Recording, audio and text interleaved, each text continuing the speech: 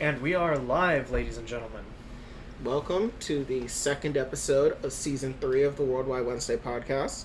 I'm your host, Sovereign. And I'm Shiny. And today, a lot of news to discuss. Some of it good, some of it bad, but it's up for you guys to decide, I guess. Yes. So, which one do you want to start first in terms of media segments? So, with our media segments, we're going to begin doing uploads of our segments again, and I want to get that one out of the way first because it's going to be probably our most impactful of our media segments. Yeah. So, I want to discuss Thor: Love and Thunder. Okay. So, to get us started off here, what a massive letdown. Yeah. Because let's face the fact that for a lot of people, this was their make it or break it movie for seeing the future of the MCU, and for a lot of people, yeah, this disappointed immensely. Yeah. And before we get into that, let's go ahead and actually discuss the positives of it. So, positives of the movie is, one, visually, it looks really good. Yeah, like especially when they're in the what was the dark dimension, right? No, the Shadow Realm. Shadow Realm. Oh my god! I just realized. No, it was the Shadow Dimension. A realm. Oh god. Yes, like in Yu-Gi-Oh. Do not even with me right now. But yes, like the idea of like using very low lighting, because there is color in those scenes for very like brief moments. Yeah, whenever they use Mjolnir Stormbreaker or Zeus's Thunderbolt. Exactly.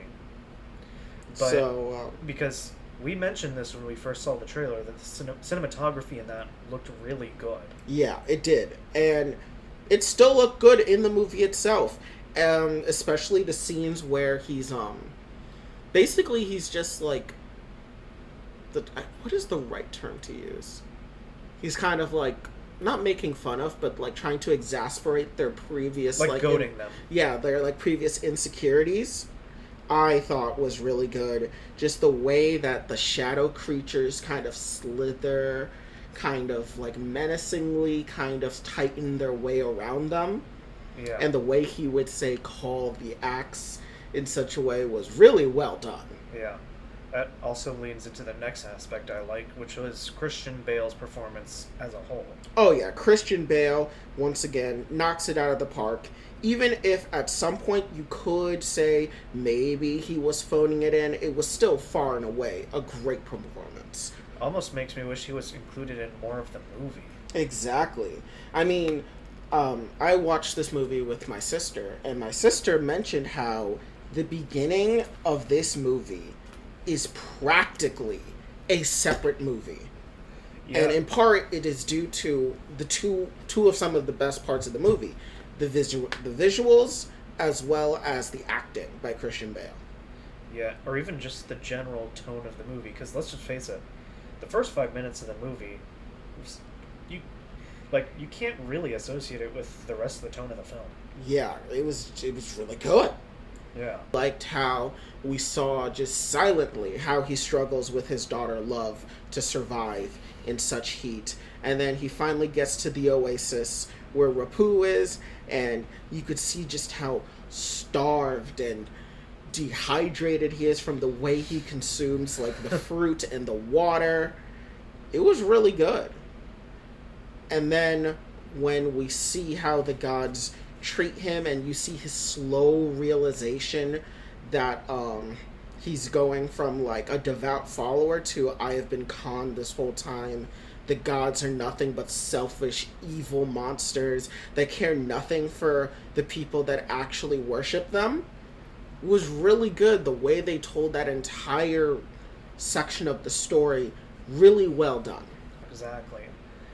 Because it was conveyed through the actors' emotions and moods so than any type of overt dialogue. Mm-hmm. And those are really the highlights of the movie. I would say the action. The action's pretty good. The action in the movie would be pretty good. I especially did like the action in the final fight. Yeah.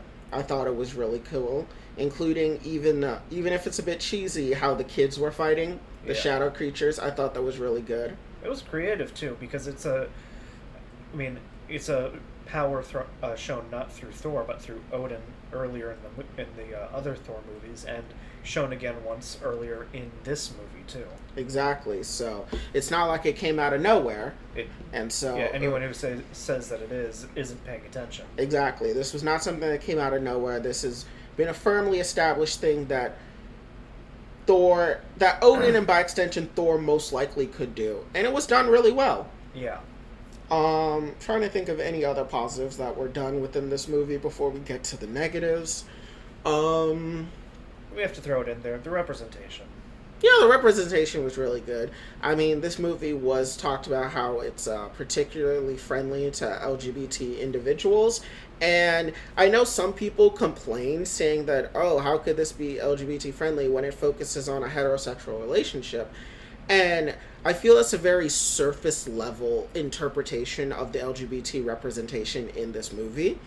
Because for one, Jane dating Valkyrie, which is what I think a lot of people were expecting, was just never going to work based off of their characters. Just from how Valkyrie conducts herself as a character, from what we've seen in Ragnarok and Endgame, she is not someone that would romantically mesh with the Jane that we've known throughout Thor's 1, 2, and What If. And I hate to bring this up, but it's not something that you can easily edit out of a Chinese showing of the film.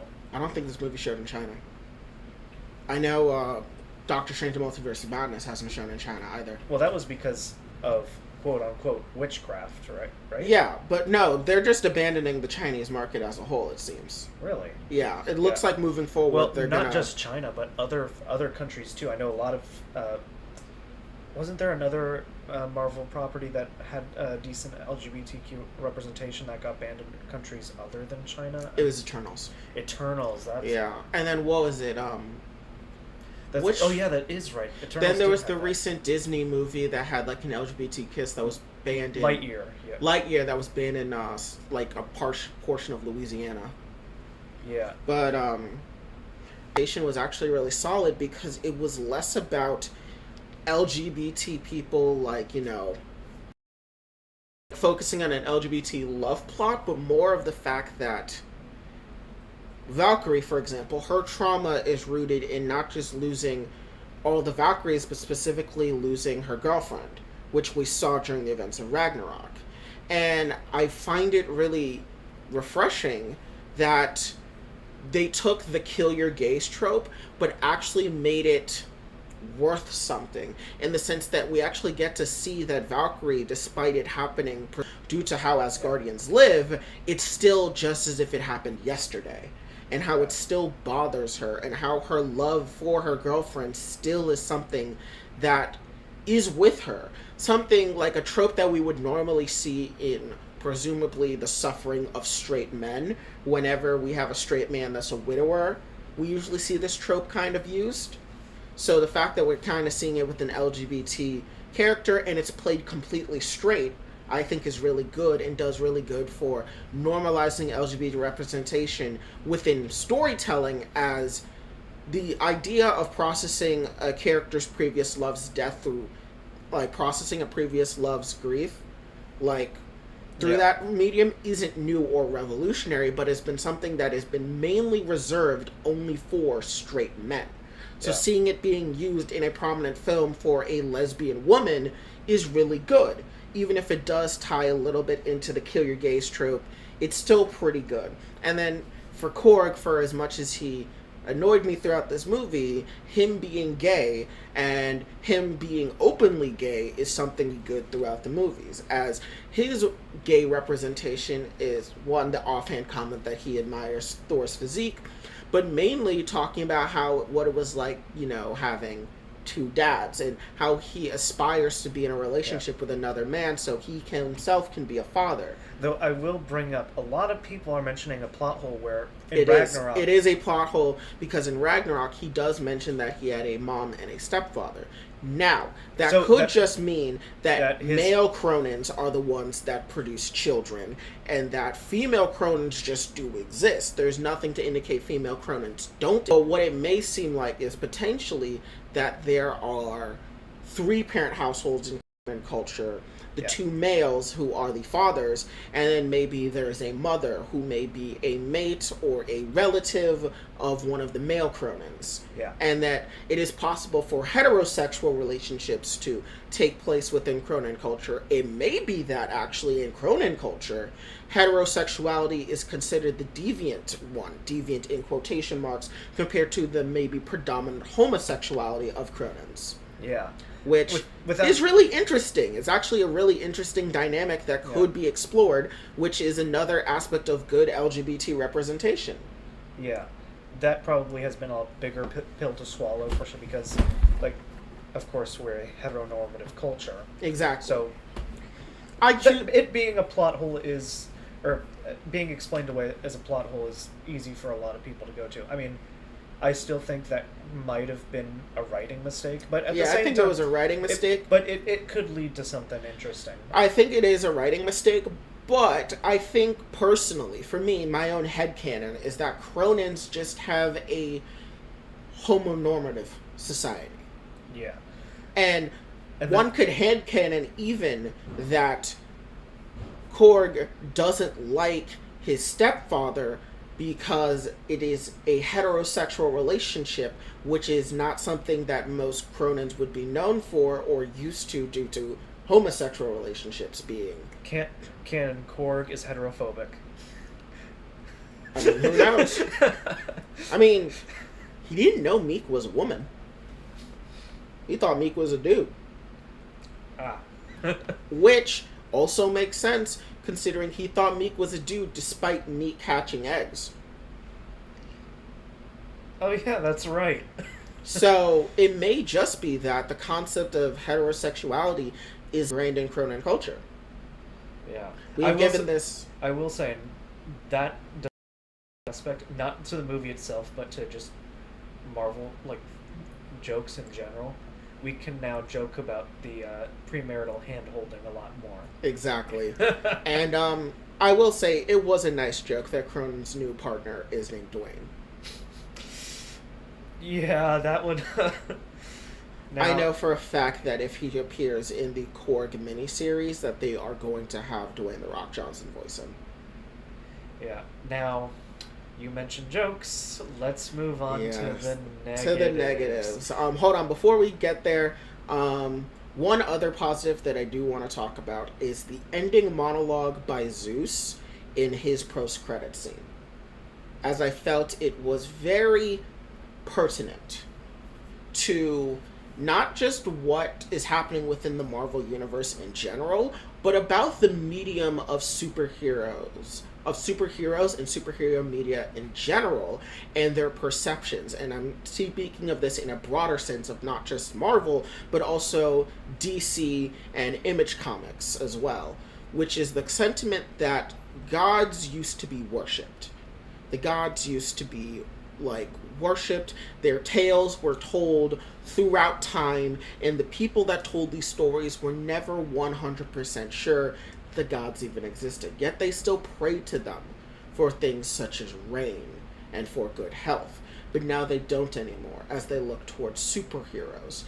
Superheroes are now the new gods, which I think is very pertinent for talking about the superhero genre as a whole, because you have a series like The Boys, where you do see supes, as they call them in The Boys, be, in a lot of ways, godlike entities. Mind you, The Boys, there's still more human aspects of them, because at the end of the day, they are still humans, but you do feel you do see a sense of deification with them. Same thing with how superheroes are seen in Invincible, as well as superheroes, especially in Zack Snyder's version of the DC universe, in the DCEU, with his Superman allegory, with his Superman parallels, with how Superman has been paralleled to Jesus Christ himself, a deity in his own right. And so I thought it was very interesting, the idea that superheroes are now the new gods of sorts, that people no longer pray to Zeus or Quetzalcoatl or any of those gods, because they now pray for superheroes. And you can kind of see that throughout Phase 4. For example, when Layla, despite being an avatar of the goddess Taweret, she is she's noticed first as a superhero, and not just a superhero, but an Egyptian superhero, meaning that for Egyptian culture, they now have someone to look to as a savior. In what you would normally look to gods for, they now will look to Moon Knight and Scarlet Scarab. We see this in a little bit of spoilers for Ms. Marvel, but we see this in Jersey for even the people of Jersey City. Having a Muslim superhero works in a way of validating, proxying the fact that they now have someone like how mainly the white Christians have with their Captain America, and by extension their Avengers. Yeah. So I thought Zeus's monologue was actually very well done, and a very pertinent, I guess, not description, but understanding of the current status of superheroes within not just popular culture within the Marvel Universe, but in the world at large. It's been stated before that comic books, and specifically superhero stories, are now modern-day mythological stories. With, I mean, obviously most comic book stories taking inspiration from the Epic of Gilgamesh, which is regarded as the first superhero.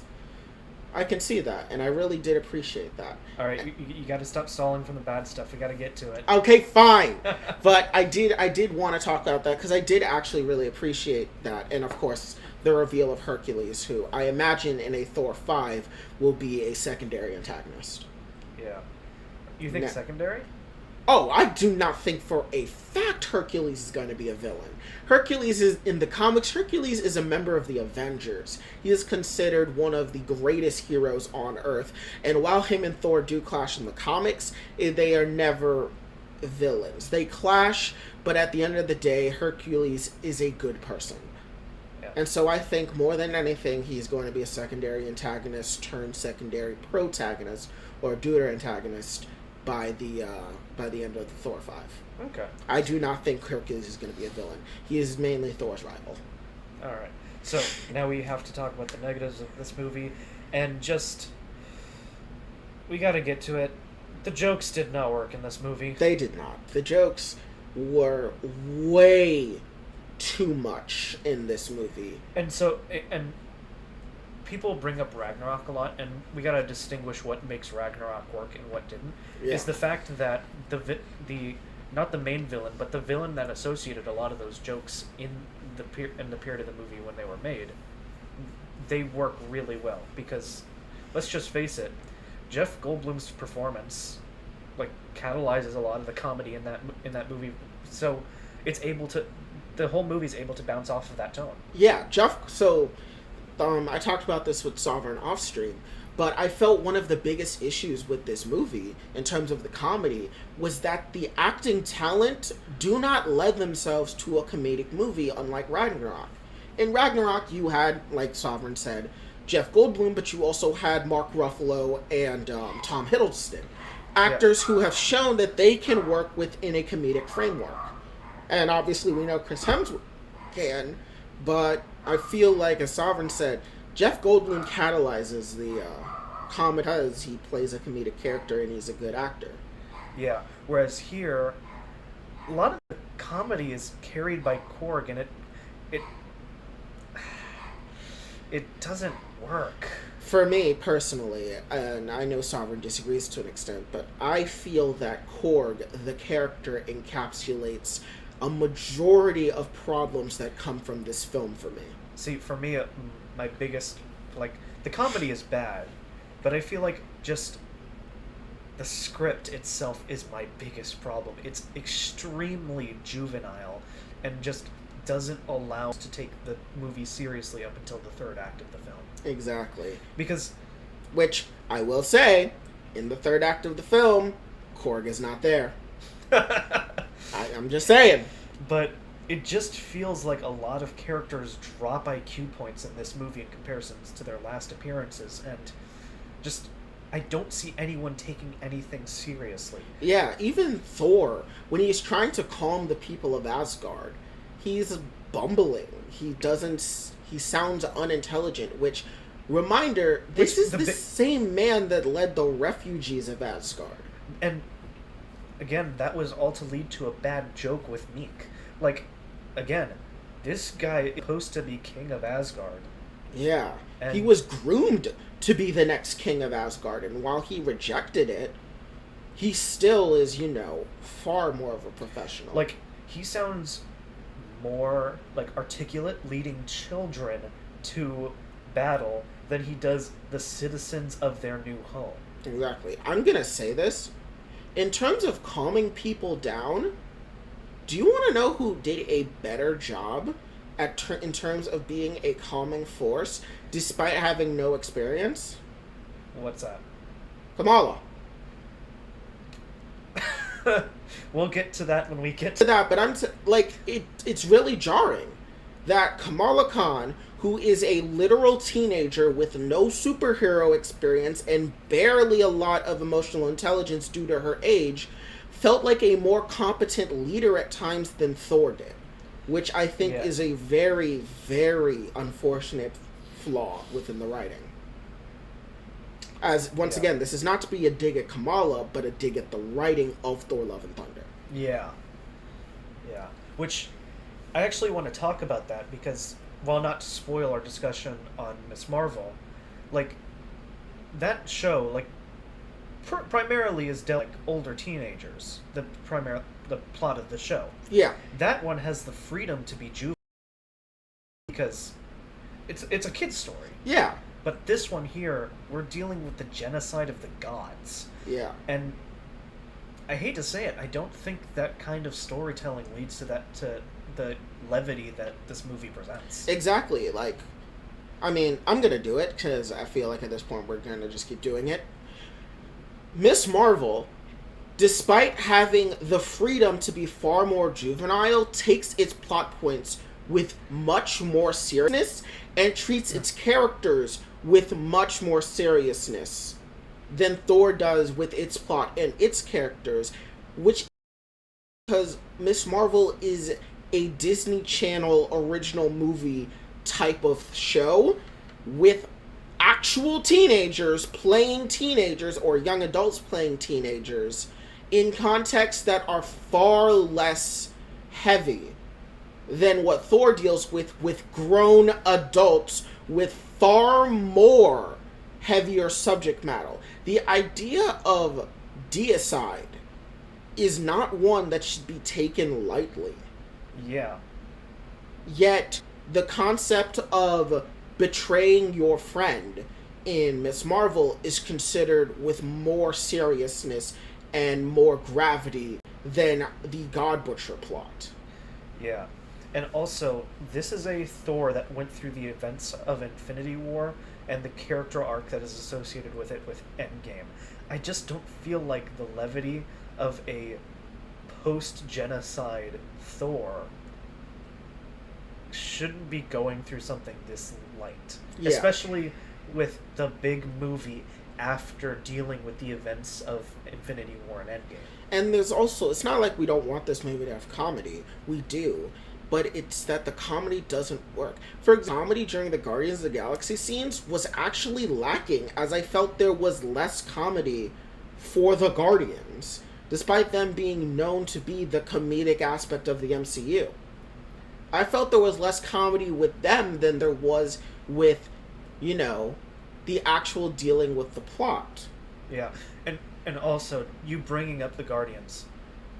Man, I knew they were going to have a short contribution to this movie, but man, what a waste of that setup in Endgame. It really was a waste, especially because of how they write them off, which is another flaw with the writing. I firmly didn't expect the Guardians to return at the end of this movie. However, the writing of the movie, by all intents, writes it so that they should have returned in this movie, considering the reason why Thor leaves them is so they can spread out across the universe to find Gore. This is never mentioned again, which I feel is not good, because now you kind of, in a way, lessen the setup that could be done for what the Guardians are supposed to be doing in the holiday special, as well as in Guardians of the Galaxy Volume 3. Yeah. which I feel is a really lacking form of the... Yeah, and also, did you hear that there's actually a bit of contradictory notions now, because the goats, Tooth Gnasher and Tooth Grinder, are supposed to be with the Guardians in their next appearance. Yeah, because the biggest, like, one of the biggest rumors that's come out pre-release of this movie was that Taika Waititi wanted to write in screaming goats just to hand them off to James Gunn. Exactly. Which, you can easily write that off like, oh, by the way, a message from Thor, and it includes the goats. Like, you can easily write that, but it's still very clumsy. And it's also, very clumsy, especially given... I don't think Thor ever contacts the Guardians to even alert them of what is going. Yeah. So the idea then that the next time Thor speaks with them is it's him saying, "Oh, I fixed all this God Butcher problems. I didn't tell any of you. By the way, here are the ghosts." And by the way, like, screaming goats, I get it. We all lived through the early 2000s. That meme is literally a decade old. It is. This ancient. was the definition of boomer humor. And mind you, the Screaming Ghosts I personally did enjoy. However, I mean, I felt that... Like, it's more of a read your audience type of... Yeah. Like, writing that... And to be honest, the beginning of the movie, in a way, does lend itself that they were going to be dropped with the Guardians, as I felt that for the small time that we saw them all on the same screen, the goats work better with the Guardians. Actually, yeah, you're right. They do work better with the Guardians. So, I kind of wish that, there was a bit more synergy going on. And now maybe this is because James Gunn is not affiliated with the project in any major way. I know he did have at least a small hand in writing scenes for the Guardians, but I definitely feel that if what is said is true between the creators of Love and Thunder being in constant contact, I feel that level of contact should have been maintained for the writers of Thor Love and Thunder and the writers for the holiday special as well as Volume 3. Yeah. As we know, the holiday special is the next canonical appearance of the Guardians before Volume 3, as the holiday special takes place after Love and Thunder because Chris Hemsworth is not going to be a part of the project. Yeah. Now, with all this being discussed, I want to elaborate on a point that I brought up very early in the segment, and that is this being the movie that solidifies people's confidence in the future of Phase 4. Yeah. So, let's just face it, we've had a lot of disappointments this year as far as Phase 4 is concerned. The biggest project that we've gotten that has been beyond exceptional was Moon Knight. And now Ms. Marvel. Yeah. But besides that, because what did we have earlier this year? We had Morbius. Which is very, very loosely tied to the MCU, which, let's not even dive into that mess. But Morbius was made by Sony with next to no input from Marvel Studios. The only thing is that Kevin Feige notes for the writers of Morbius, and even then, they kind of went a bit overboard. However, after that, our next big project after Morbius is Moon Knight, which was good. Then we had Doctor Strange in the Multiverse of Madness. Which was a mixed bag. It was, let's just say, it was probably... it's the worst movie that we got out of the MCU this year. Which, considering we've only had 2 major MCU releases... I was gonna say, how could you say that when Morbius exists? But Morbius is so tenuous, yet still canon. Yeah. It's like... it's like... It's like saying, yeah... It's tough because Morbius is MCU canon. It's like saying, yeah, that one 1960s Fantastic Four release that never... Or the movie that never got released tied to the MCU, but very, very loosely. It's like that. Yeah, and Doctor Strange, in my opinion... Actually, no. I can't say in good consciousness that Doctor Strange was a worse movie than this. I would say its consequences were worse as far as, like, what it does to the MCU as a whole. Because For Thor? You're saying Thor's consequences? Yeah, because yes, because let's just face it, Thor 4 is a very harmless movie when it comes to like disrupting the canon or like just this movie didn't really Thor 4 didn't expect much at all either. It doesn't. At least we can give credit to Doctor Strange in the sense that it did experiment. It was very unique. For what the jokes were just better. Yeah. The comedy doesn't necessarily stick all the time in Doctor Strange, but Doctor Strange at least takes its plot seriously. The problem is that the whole movie is an infuriating mess. But at least we can say that in the goals that these movies are trying to achieve, Doctor Strange achieved its goals much better than Thor Love and Thunder. Thor Love and Thunder, I will say, was written and pitched to be a romantic comedy. And on the merits of it being a romantic comedy, it succeed.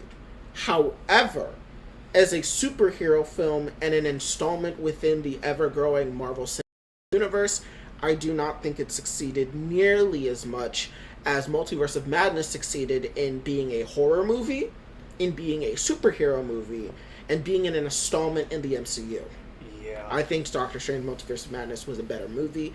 I think it, for one, took its subject matter a lot seriously. The concept of people dying was treated pretty seriously. Yes, we joke about how Black Bolt died, but the narrative of the narrative treats Black Bolt's death as seriously as they can when it happened. Do you want to relate it like this? Like, we can describe Thor Love and Thunder being just a very gradual line downward of quality, whereas Doctor Strange and the Multiverse of Madness had high highs but really irritating lows. Yes, that's exactly how I describe. Actually, no, I can't say that it's a gradual decline, as I think it's more of a gradual incline. As I cannot say in good consciousness that the last it's more stagnant as far as the variation of I would quality. say it's more that while Doctor Strange has a lot of high highs and infuriating lows, the lows of Doctor Strange do not come to the stagnation of Thor Love and Thunder, and the highs of Thor Love and Thunder do not reach the highs of Doctor Strange. Yeah. I would say that the lows of Doctor Strange do not meet the baseline of Love and Thunder, and the highs of Love and Thunder do not reach the baseline of Doctor Strange. Okay. I would say that, because the ending of, the last third of the movie was really good. It was really well written, because for one, we actually did get to see Thor be competent. From his emotional maturity in handling Jane dying, to his emotional maturity when handling and comforting the kids as well as leading them into battle, to the way he handles his final conflict, the way he decides who he's going to spend his final moments with, to his raising love. All of those were handled really well, treated with the appropriate tone and gravity of what those situations were. And with that being said, it's jarring to compare that to the first act where he's bumbling with the citizens of New Asgard. It's man. Yeah. Because let's just face it, people are loving the third act the most, which I mean most audiences do, but let's just face it, the disparity between the two as far as audiences' reactions to it, it's really bad. Yeah. But for one of the best examples, in my opinion, of this movie preferring comedy over true substance and storytelling is on that first. We're told by the leaders that their gods have gone missing. Now, I am fine with the comedic hyper action scene that comes afterwards. My issue is this: when Thor goes inside the temple and he destroys it, it's played comedically and nothing else. My problem is that should have, because in the next scenes afterwards, when we see all the distress signals coming out, there is a brief scene that is shown, which is supposed to be an homage to the comics, when Thor finds a bunch of crucified gods in their temple. Blink and you miss it scene when the Guardians are looking at all the distress calls. In my opinion, you should have had your comedic action scene. Thor goes into the temple, and he sees the crucified gods. That's another immediate tone shift right there. That's the other thing too. We don't see that many dead gods in, like, taking full frame. Like, we see glimpses here and there on the Guardians, like, screen in their ship, but other than, like, genuine scenes focused on the plot of the movie, we only see 2 dead gods. We see Rapu in the beginning, and we see Thalagar the Behemoth when he goes to rescue Sif, which is another problem for me, which is the complete lack of Lady Sif. For one, she fought Gore and lived. She should be one of the main characters in this movie, guiding us on what they know of Gore, but she's not present. And while there were scenes of Gore's god butchery that were going to be in the movie, so initially when we talked about this movie, I said I was excited with how they were cutting out scenes for this movie because I thought it'd be more tight. In my opinion, I thought these were going to be comedic scenes being cut out, especially when I heard the Goldblum and Peter Dinklage. I thought, oh, for sure, those are joke scenes being cut out in terms of substance. We have now come to learn that those scenes of Jeff Goldblum and Peter Dinklage were scenes of Gore murdering them, which opens up a lot of questions. And that's another thing, too, because, let's just face it, if those scenes were added or cut, those don't fix the problems of the movie. So it's very weird that those scenes were cut at all. Maybe they just didn't have time to, like, properly edit them, process them, or anything like that. It sounds more that it was due to the time constraints of the movie. Exactly. It's very weird that they because those aren't the problems of the movie. Because if anything, the movie would have benefited with more scenes with Gore. Of course, the problems with the movie are, like we've discussed, the comedy, the tone, and just overall characters. Yeah, and for one, like, even on Omnipotence City, I feel that you could keep the substance of what happened in Omnipotence City, but just by framing it differently. Like the idea that Zeus cares more about orgies than saving the universe works, in my opinion, with what everyone knows about mythological Zeus. My problem is it's too much of a joke, in the sense that we should see Zeus's callousness through less of a jokey way and through more of a sinister way than was presented in the movie. The movie does try to present it in a sinister way, but in my opinion, it's not enough. It ultimately fails at portraying that. Yeah. Because you can cut out all the jokes from the protagonist, and that alone would fix half of the problem. Yeah. Well, in that scene in particular, I don't mean the whole movie. Yeah. I mean, in that scene, for example, I felt that it should have been that. Because we should have seen the immediate consequences of Zeus's lack of effort. Because at the end of the day, Zeus is not all that affected by his love involvement with the Gore issue. Yeah. Like, to be honest, Zeus is kind of right in the end. That Asgardian problems are for Asgardians and they don't really matter to us. Because at the end of the day, none of those gods suffer. None of them suffer in the movie for how they act. Yeah. Because by this point, Gore's already gone into full swing of, I need the Bifrost. So he's just, at this point, solely trying to lure Thor. Cares nothing about murdering the rest of the gods at this point. The gods never seek punishment. The gods are never punished for their actions. And I feel if you're trying to portray that Gore is right, which is I think the movies were trying to do, they don't portray it well enough. Yeah. We know that Gore is right, but we don't get to see Gore be right. Yeah. So, with all that being said, ultimately, it's just, let's just say it impacts me too. My excitement for the rest of the phase is diminishing greatly. Same here. To be honest, what do we have this year that's confirmed? We've got Black Panther, Wakanda Forever. We have Wakanda Forever, which, let's just face it. Oh, we were never excited for even before this movie. We have been joking that this movie was going to be bad for the entire year because, back behind the scenes rumors and Letitia Wright disrupting everything in that production. Oh, and trust me, I just saw what is a plot leak for this movie. Good God, I'm going to hate this movie. So we've been joking, but jokes aside, here's what we have coming up left.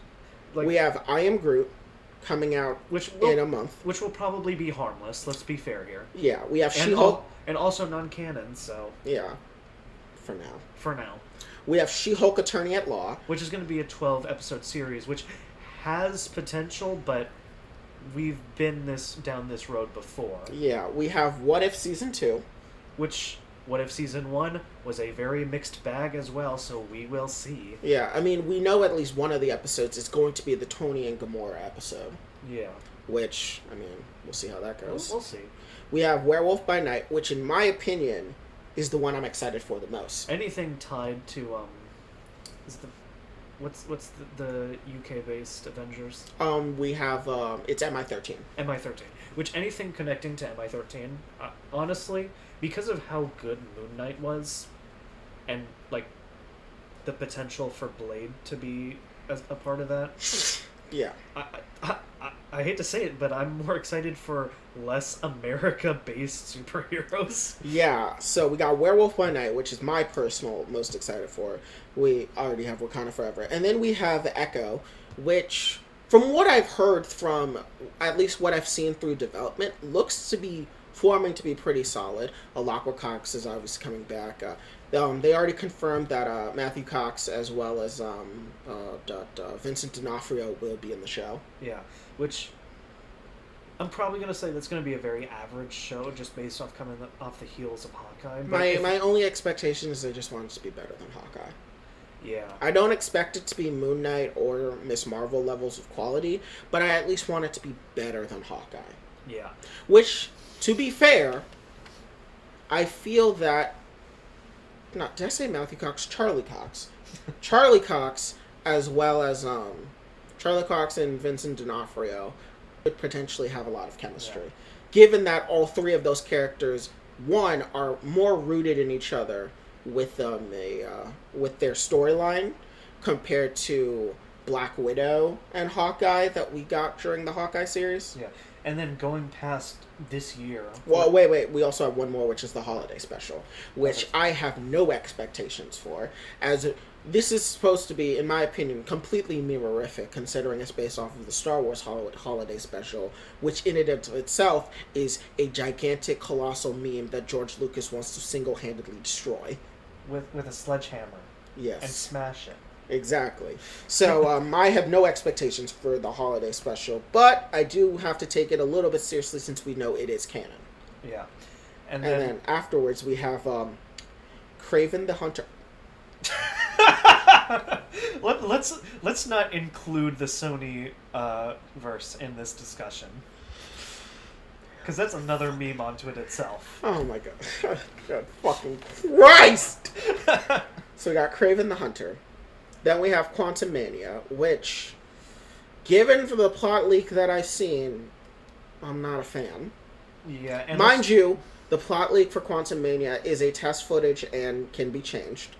And coming off the heels of Ant-Man and the Wasp, which is considered one of the worst Phase 3 movies. We'll see. Yeah. Then we have Secret Invasion, which... It's going to be a big Marvel event. It's probably going to be good. I don't think it's going to be a big Marvel event. You don't I think think so? it's going to be far. I think it's going to be far more low key. From the way it was pitched, where it's going to be more of like the Meet the Spies, it's going to be less grand and more like very like dealing. I feel like it's going to be like a classic Nick Fury storyline, which I know you haven't read it, but I feel it's going to be more similar to Jonathan Hickman's Secret Warriors, where it's going to be about Nick Fury and a small group of people dealing with a that you wouldn't see the mainline heroes deal with. I don't know how to feel about that, especially because in retrospect, because Secret Wars is one of the bigger moments. Secret Invasion, right? I know, too many secrets. Yeah, Secret Invasion is one of the biggest stories that you hear of in the Marvel canon. Yeah, it is a pretty big one.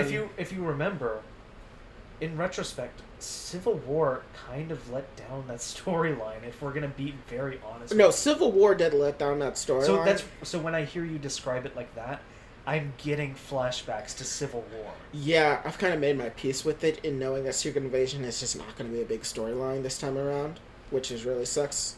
I mean, the fact that it to being a Disney Plus series kind of spoke for itself. Yeah. Yeah. Then next up we have Ironheart, which, knowing that Ironheart is going to spin off of Wakanda Forever, We'll see. We'll see.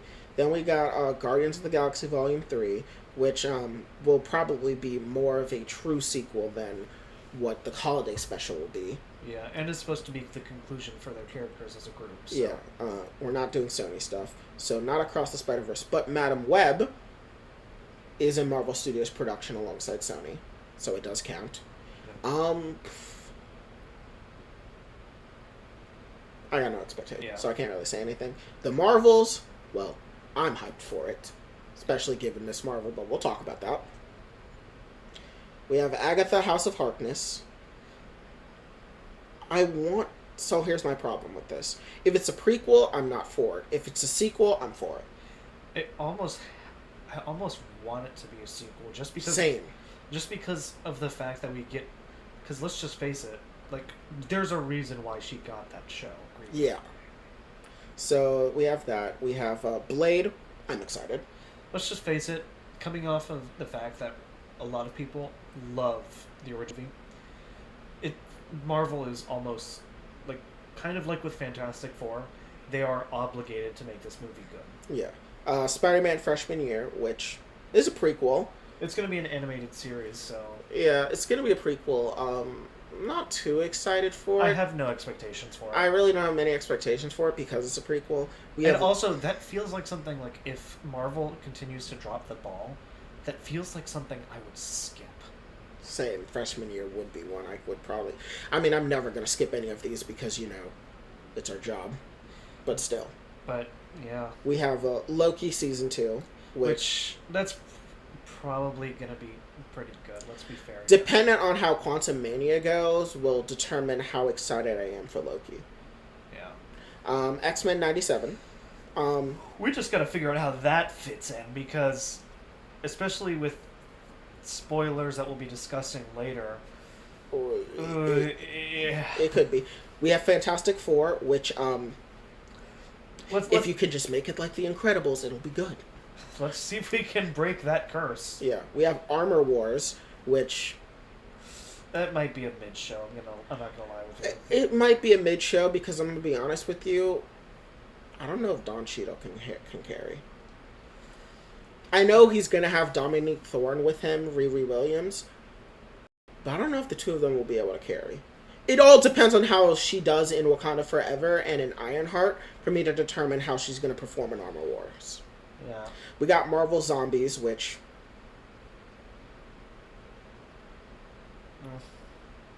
I got no opinion. Yeah. We got Captain America 4, which it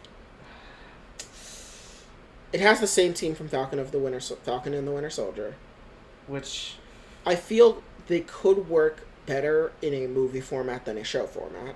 Yeah. We have Daredevil, which I have high expectations for. Please, God, make that good. I have high expectations for Daredevil. We have Deadpool 3. I have high expectations for that as well. Jeez, everything that you're listing at the end of this list is like they have potential to be good, but they also have potential for Marvel to screw it up. Yeah, we have Spider-Woman, which is like Madam Web, a Sony and Marvel Studios production. My opinion on Spider-Woman is in toes. Also, I know we're not talking about Sony, but there's a series which my excitement for is also tied into the success of Madam Web. Yeah. And then we have the Wakanda series, which, I have no expectations for Wakanda Forever. What makes you think I'll have expectations for the Wakanda series? We have Wonder Man, which my only expectations is it better be fucking funny. We have Nova, no expectations. Thunderbolts, I have high expectations for. The Man-Thing 2023 Halloween special, I have no expectations for. And last but not least, we also have the Ten Rings series, which I also have no expectations for. Oh, and obviously Shang-Chi 2, which we know inevitably will come out. That list being gone through, they just have way too many projects coming up. And that's all in the next 2 to 3 years. Yeah, I would say 2 to 3, maybe 4 years, given how many projects we know of. And mind you, we have Comic-Con coming up in a couple weeks, which most assuredly is going to add more to this list. Yeah, let's just face it. They are not budgeting themselves well, or rationing out themselves well. Because let's just face it, they're on a budget. Of what we just said, sorry to interrupt you, there are not many Sony projects here that you could say could bring down the quality. Yeah, you got Craven. Yeah, you have El Muerto. But outside of those two, you got Silk. And then across the Spider-Verse and beyond the Spider-Verse, like I said, like we have discussed when those were first coming out, we know they're going to cross over to the MCU, and we're not liking it. Yeah, let's just face it. Thor 4 was supposed to be the movie that solidified a lot of people's confidence in the MCU, and well, let's face it, audiences are losing confidence that these are worth going to anymore. So I will say this. What do you think of the idea that you should view Phase 4 in the same vein that you view Phase 2? Because on the whole, Phase 2 was... I mean, let's be honest here. Phase 2, in terms of quality, was the weakest. See, I more view it as Phase 1, honestly. I used to view it as Phase 1, but now I view it more as Phase 2. And now hear me out on this. So, the idea of viewing it as Phase 1, I feel is somewhat inaccurate, but more to Phase 2, because Phase 2 was on the heels of Avengers, which was a massive team-up, and served to not just show the sequels of what happened after Avengers, but also set up new heroes for the Infinity Saga. I feel Phase 4 matches Phase 2, in the sense that after the events of Endgame, we're seeing new heroes come out, and we're following up with previous characters from the Infinity Saga. See, I'm inclined to disagree just because of the fact of how fractured the main Avengers team is right now. However, in Phase 2, they were also fractured as each other's movies outside of Black Widow in Captain America. Like, the main team itself is, like, we don't have a main Avengers team right now, because who of the main, 6 are on Earth ready to go when things go down? Hawkeye and Hulk. Exactly. We are back to square one right now after the Infinity Saga. So I'm not inclined to agree one bit that we're in a replica of Phase 2. I feel like we are, just because of how disconnected everything feels. Because that's how Phase 2 felt. Well, Phase 2 was very disconnected and of wildly varying quality, which I feel is more akin to Phase 4 more than anything. I don't think we're ever going to see a Phase 1 parallel, in my opinion. See, I'm very inclined to disagree, just because of how many new characters we're getting at such a, uncomfortable pace in comparison to, Phase 2 or 3. Well, Phase 2 also did the same. Remember, Phase 2 is when Agents of S.H.I.E.L.D. came out. It's when Daredevil, Jessica Jones, Luke Cage, Iron Fist, The Defenders, The Runaways, Cloak and Dagger, all of those. If you include the shows, sure, but a lot of those go under audiences' eyes, and now that we have Disney Plus... Well, but that's what I'm saying. This is just another form of that. Phase 4 is what Phase 2 was originally going to be. Because you have to remember, when those shows were first penned, pitched, and written, and then showed, they were firmly supposed to be in the MCU. And now, while I consider them to still be part of the MCU, I feel that Phase 4 is a perfection attempting in Phase 2. My biggest contention with that is the fact that a lot of all the shows that you brought up weren't meant to be major Avengers mainstays, whereas... Well, I would argue that none of the Disney Plus characters... Well, outside of Falcon and the Winter Soldier... And outside of that, the rest of these we got She-Hulk coming in. I don't think she's going to be an Avenger. You don't think so? No. Like I said when we first talked about the She-Hulk trailer, I feel she's going to be more affiliated with the Fantastic Four more than anything else. Yeah. Well, maybe because of the context of Phase 1, now we're going to be getting different groups to base them on. That's why I'm still... because of the different groups is why I think it's more Phase 2. Because Phase 2 brought us the Runaways, Defenders, the Runaways, the Defenders, the Avengers B team, as well as the Cloak and Dagger duo. Hell, even the Inhuman Royal Family could be considered its own group. Yeah. I'm just still inclined to disagree. Those shows do not have as much interconnectivity as we'll probably see with Phase 4. I'm sorry, I just don't. But, I just don't agree. I mean, the only reason that's the case is just because of Ike Perlmutter, though. Yeah, but I feel that's still enough, though. I'm sorry. I feel it's very much an analog for Phase 2, in my opinion. I just don't agree. I'm sorry. I just can't see it as being an analog for Phase 1, as I don't think we can ever have a Phase 1 analog anymore. Just because of the fact that Phase 4 is building off of the pre-established universe of Phase 3, you can never go back to Phase 1. As Phase 1 was the beginning of it all.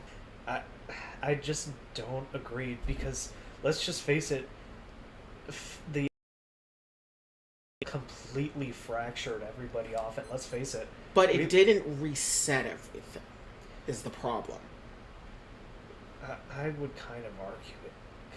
It became very close. I don't think it's a reset, because the way Avengers Endgame ends is more similar, and where the characters go is more similar to the end of Age of Ultron, if anything, with how the characters split up. Because remember, in Age of Ultron, Tony retires. Thor goes to look for the Infinity Stones. Cap is now leading a new team. And that's where it ends. Meanwhile, with Endgame, Thor now leaves with the Asgardians. Cap retires, Tony dies. And the rest of the characters are now just doing their own thing, trying to help the next generation. Which in a way you could see is more similar. Not a direct one-to-one parallel, but I felt that the way Endgame ended was similar to how Age of Ultron ended, where everyone was fractured, but the universe itself didn't reset to a point where the idea of superpowered people teaming together is new. Because that's what Phase 1 ultimately was. Phase 1 was leading to while Phase 2 was more of a setup for what would be Phase 3. I feel Phase 4 is more of a setup for a Phase 5. As I think this is Marvel's overarching goal, is Phase 5. Because you do have to remember, we did go through this during Phase 2. Remember, the middling quality of Phase 2 films led people to think that the superhero bubble was going to burst. Remember, this was during a time in Phase 2 where a lot of people thought that Marvel had lost it. Avengers was the lightning in the bottle, and they could never... A lot of sentiment was like that back during Phase 2. And then Phase 3 came, and it saved it. I think we're experiencing something similar now, where we're going through these middling quality setups, almost filler-like stories, for what will be Phase 5 Secret Wars.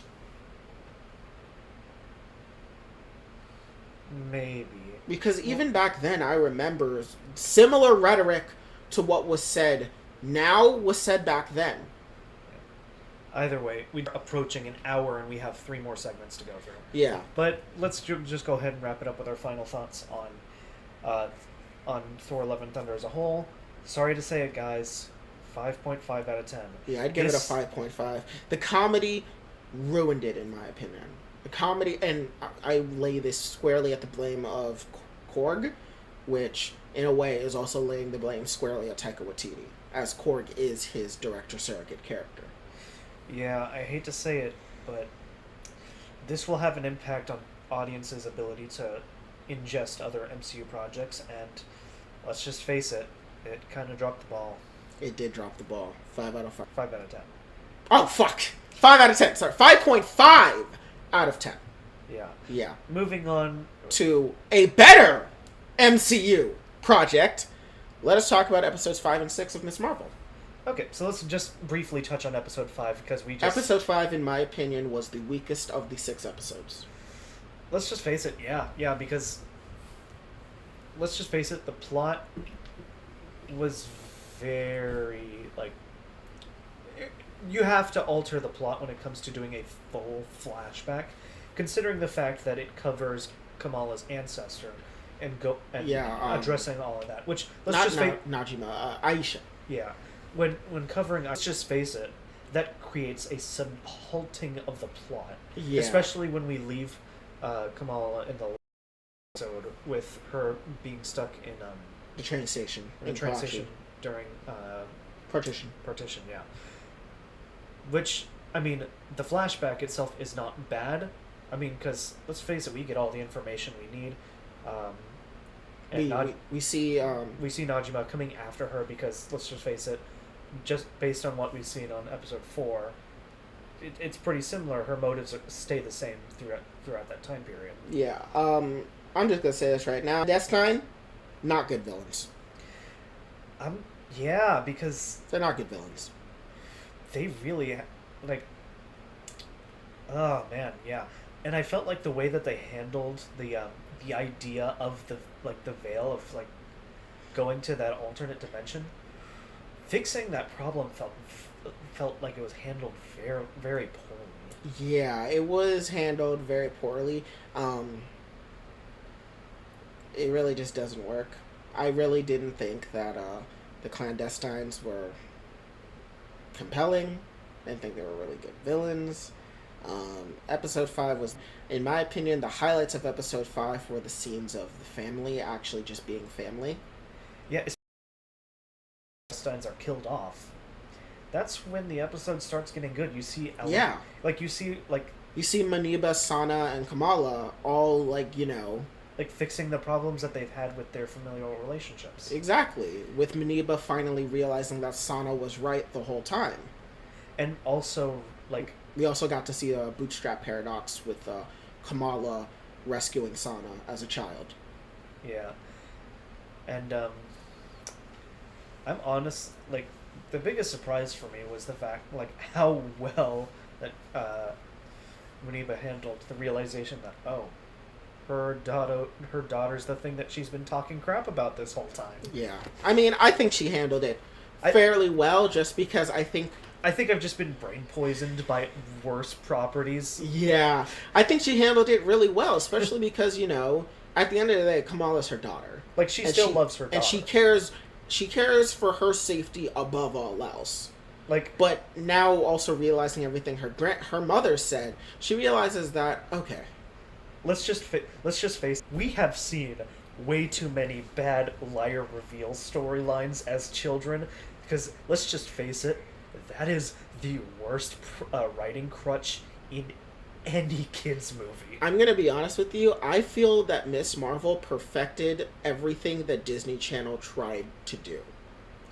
The Disney Channel original movie formula has been perfected with Miss Marvel. And again, how many liar reveal stories do they implement in their movies? Every single one. And it's always frustrating, and you're just like, come on, let's just get to the ending. This one, they completely were like, fuck that. We're not using that. we're gonna handle this we're gonna treat these characters like people, where obviously Maniba is gonna be like, it's my fucking daughter, I love her, I'm going to protect her and all that. And so, but this leaves me with one question: is why the hell are the Illuminati so against Aisha? Oh, you mean the clandestines? No. The Illuminantes. Oh, I thought you said the Illuminati. I was like, I don't remember the Illuminati. Oh, the Illuminantes. Okay, so for that, I would have to hazard a guess. It has to be because of her mysterious appearance to Hassan in the beginning of the flashback. Because if you think about it from the perspective of insular communities, especially during partition at that, with, why am I forgetting his name? They even said it in the finale. Kamala's brother, where he said every Pakistani family has a partition story. I wonder if it has to do with just the judgmental reality of being in Pakistan at the time, where a mysterious woman appears in the village of presumably predominantly Hindus, and she ends up with the Muslim man, Hassan. I wonder if it just has to do with that. You might be right, especially because without the context of that, the previous conversations don't really make much sense missing that context. I think it has to do with her mysterious appearance in the village, which I feel would warrant the levels of suspicion that you would see carried down through families. Yeah, I just feel like that context wasn't made obvious to audiences, which, let's be fair here, the Marvel audiences aren't that keen to detail, as we've seen with Thor, Love and Thunder. But also, Marvel audiences are predominantly white. And this is a detail that you would normally only recognize as being a member of an immigrant family, because let's be honest here, as members of immigrant families, we've all heard our elders talk badly of another family because of some shit that the other family's elder member did. Maybe. That has not a reflection at all of the current members of the family. Maybe I'm just too Americanized, but I did not recognize that at all. Oh god, it happened so much in my family that I immediately recognized, yeah, it's probably because she just showed up. Yeah, no, that completely went over my head. Combination of one, she just appeared in the village, and two, Sana stories. Yeah.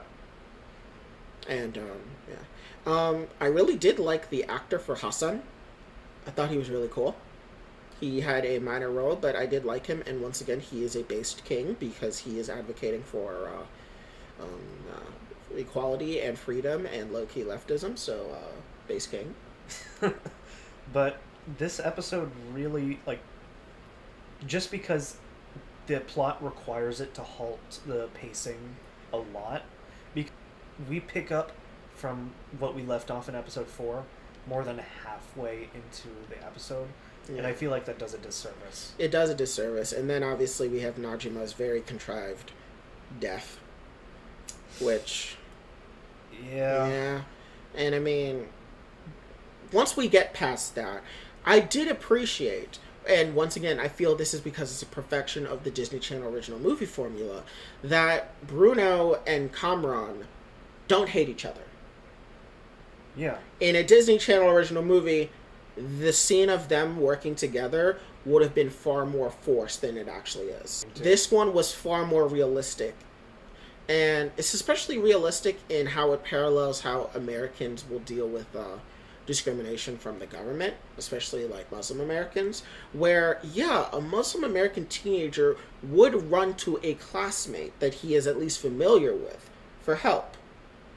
Yeah. And knowing that Bruno is someone who not just is a friend of Kamala, but also very connected within the Muslim community, despite being white, it would make sense that Kamran would run for him to help, as he is the textbook definition of an ally.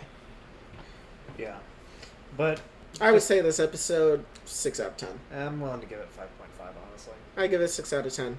But enough with the middling 5th episode. Let's talk about the season finale, because that was amazing. I feel like your excitement's a little more than mine, honestly. I really like the season finale. The ending was good. I think it's a good compliment to the series as a whole. But, I don't know.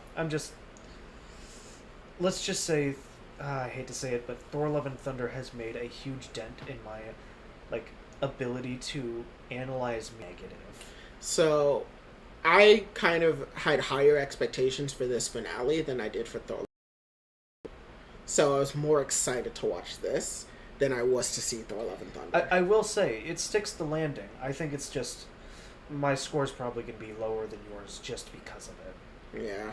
But going on to the good stuff, I do think, the character interactions were really good. I do like that it brings a lot of the characters together to tackle the final conflict. Even though I'm going to complain about how contrived it is in a bit, but let's get past that for now. So one part I do want to mention about that part is I do like that. So it was subtle. It just wasn't 100% sure whether Zoe knew that Kamala was Nightlight. It was subtly implied. We just wasn't 100% sure, but this episode does confirm that she did know all along. Yeah. Which makes sense, considering when Damage Control first interrogated her and when they paused to say mosque, and that's when it kind of zooms in on Zoe. That was supposed to be an implication that she knew. We just wasn't 100% sure, but now we know it was true and she wasn't going to rat her out. Yeah. Which, as well, because Zoe is the final member of the friend group in the comics. Okay. Yeah, my biggest complaint, and mind you, this is not a real complaint, this is a nitpick. Like, bringing in two characters in for the finale, just out of nowhere, just explain it away. We can just write something in to just explain why they're here. I don't know, first time, okay, cool. Second time, you're playing with fire here. Okay, I do admit, her brother showing up was contrived, but given his explanation, it makes perfect sense, though. Again, it's a nitpick. It's just, because he was like, what? I went to this school too, and mom said that you gotta be there. And the idea of Muniba and making the brother be her chaperone to her superhero work, accurate. So accurate, you know for a fact that these characters would do that. Yeah, it's just a minor nitpick. It's a minor nitpick, but at the end of the day, it works. Sure, you can say that. I mean, you can't say that it doesn't work. I mean, the characters all bounce off of each other really well. This little nitpick that I have isn't going to downgrade my score by 0.5. It's just... just something I have to bring up. No, but what I mean that it works is that it works within the context of the rest of the episode, though. This doesn't make the episode worse, in my opinion. Why are you fighting me on this? It works. Sure. Yeah, no, because you were like, it kind of does. No, I'm like, it works because all the characters still bounce off of each other really Moving well. on. I really liked... So, for one, Damage Control being the main villain at the end was not something I was too keen on. But by the end of it, I was really for. Because, for one, we finally got what we were expecting, which was the racism! Yeah, it comes to a full head because, let's just face it... We were expecting the racism. And to see that in full-fledged is really satisfying. Because, let's just face it here, racism bad. Racism bad. But it was finally good that we got the racism because, for one, let's be honest here, and there is one nitpick that I do have later that ties into this, but we'll get to that. But let's be honest here, in a post-9/11 America, and regardless of the existence of superheroes, you know for a fact that these agencies are racist against Muslims. And so when it finally happened, I was like, okay, finally. He was like, I'm not here for your Quranic sayings. And he was like, that was Abraham Lincoln. You know she was seething. You know she was seething and crying and shitting herself because of that. You are not wrong there. It was so good. I loved it. I especially liked... But I also did like the... This is what it means when these people get the powers. And they're like, what do you mean by these people? And obviously she says kids.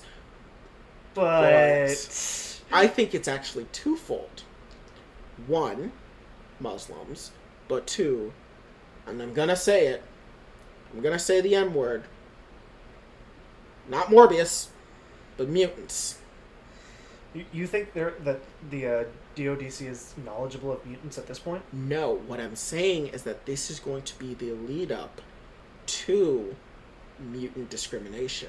Oh, so you're saying that this is going to be, like, they're going to have a massive, like Terrigenesis like moment where people all over the place. You're saying that this is going to be, like, they're going to have a massive, like Terrigenesis like moment where people all over the place are getting powers just because they have a mutated gene.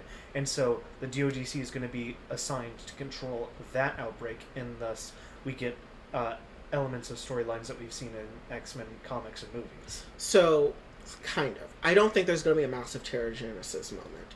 I do think it's going to be that with the just increased number of... Oh, do you come out? Yes. Okay. Because that I can get behind. Because here's how I view it. So when X-Men first came out, their struggle was more allegorical to that of Jews in Europe, as well. Jews in Europe with Magneto and his group of people, while Charles Xavier was more akin to African Americans. The movie versions, from what I've heard, feels more allegorical to gay rights, from what I've heard. Considering that I've been on a recent binge of the X-Men movies, I'd have to think about that.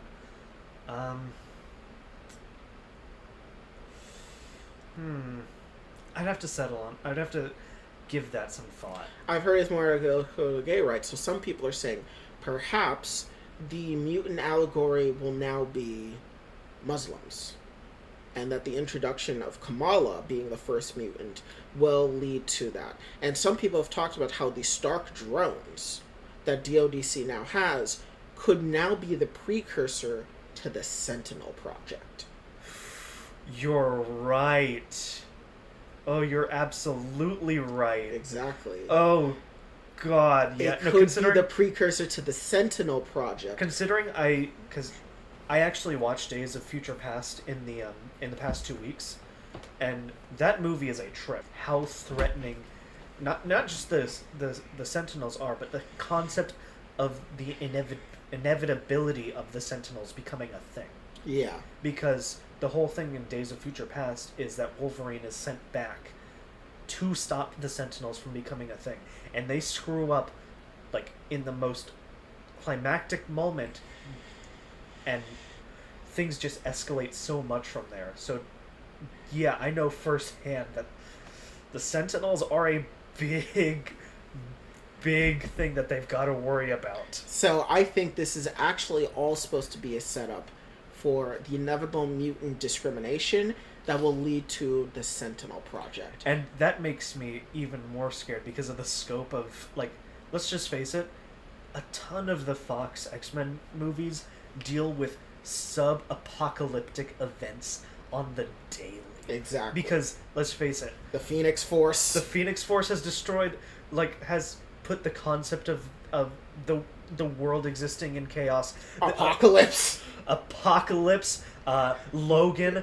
The Sentinels. The future that Cable comes back from in Deadpool 2. Yeah. Just so many.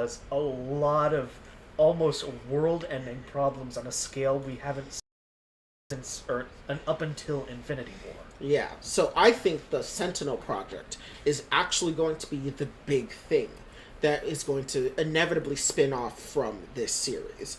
Is DODC, and I feel this is going to tie into Thunderbolts. Mainly, I feel that this is all a culmination, and you need to follow me on this. This will culminate into a combination of things where the Thunderbolts and the DODC will combine together the organization of Hammer, which will lead the Sentinel projects, all led by Norman Osborn.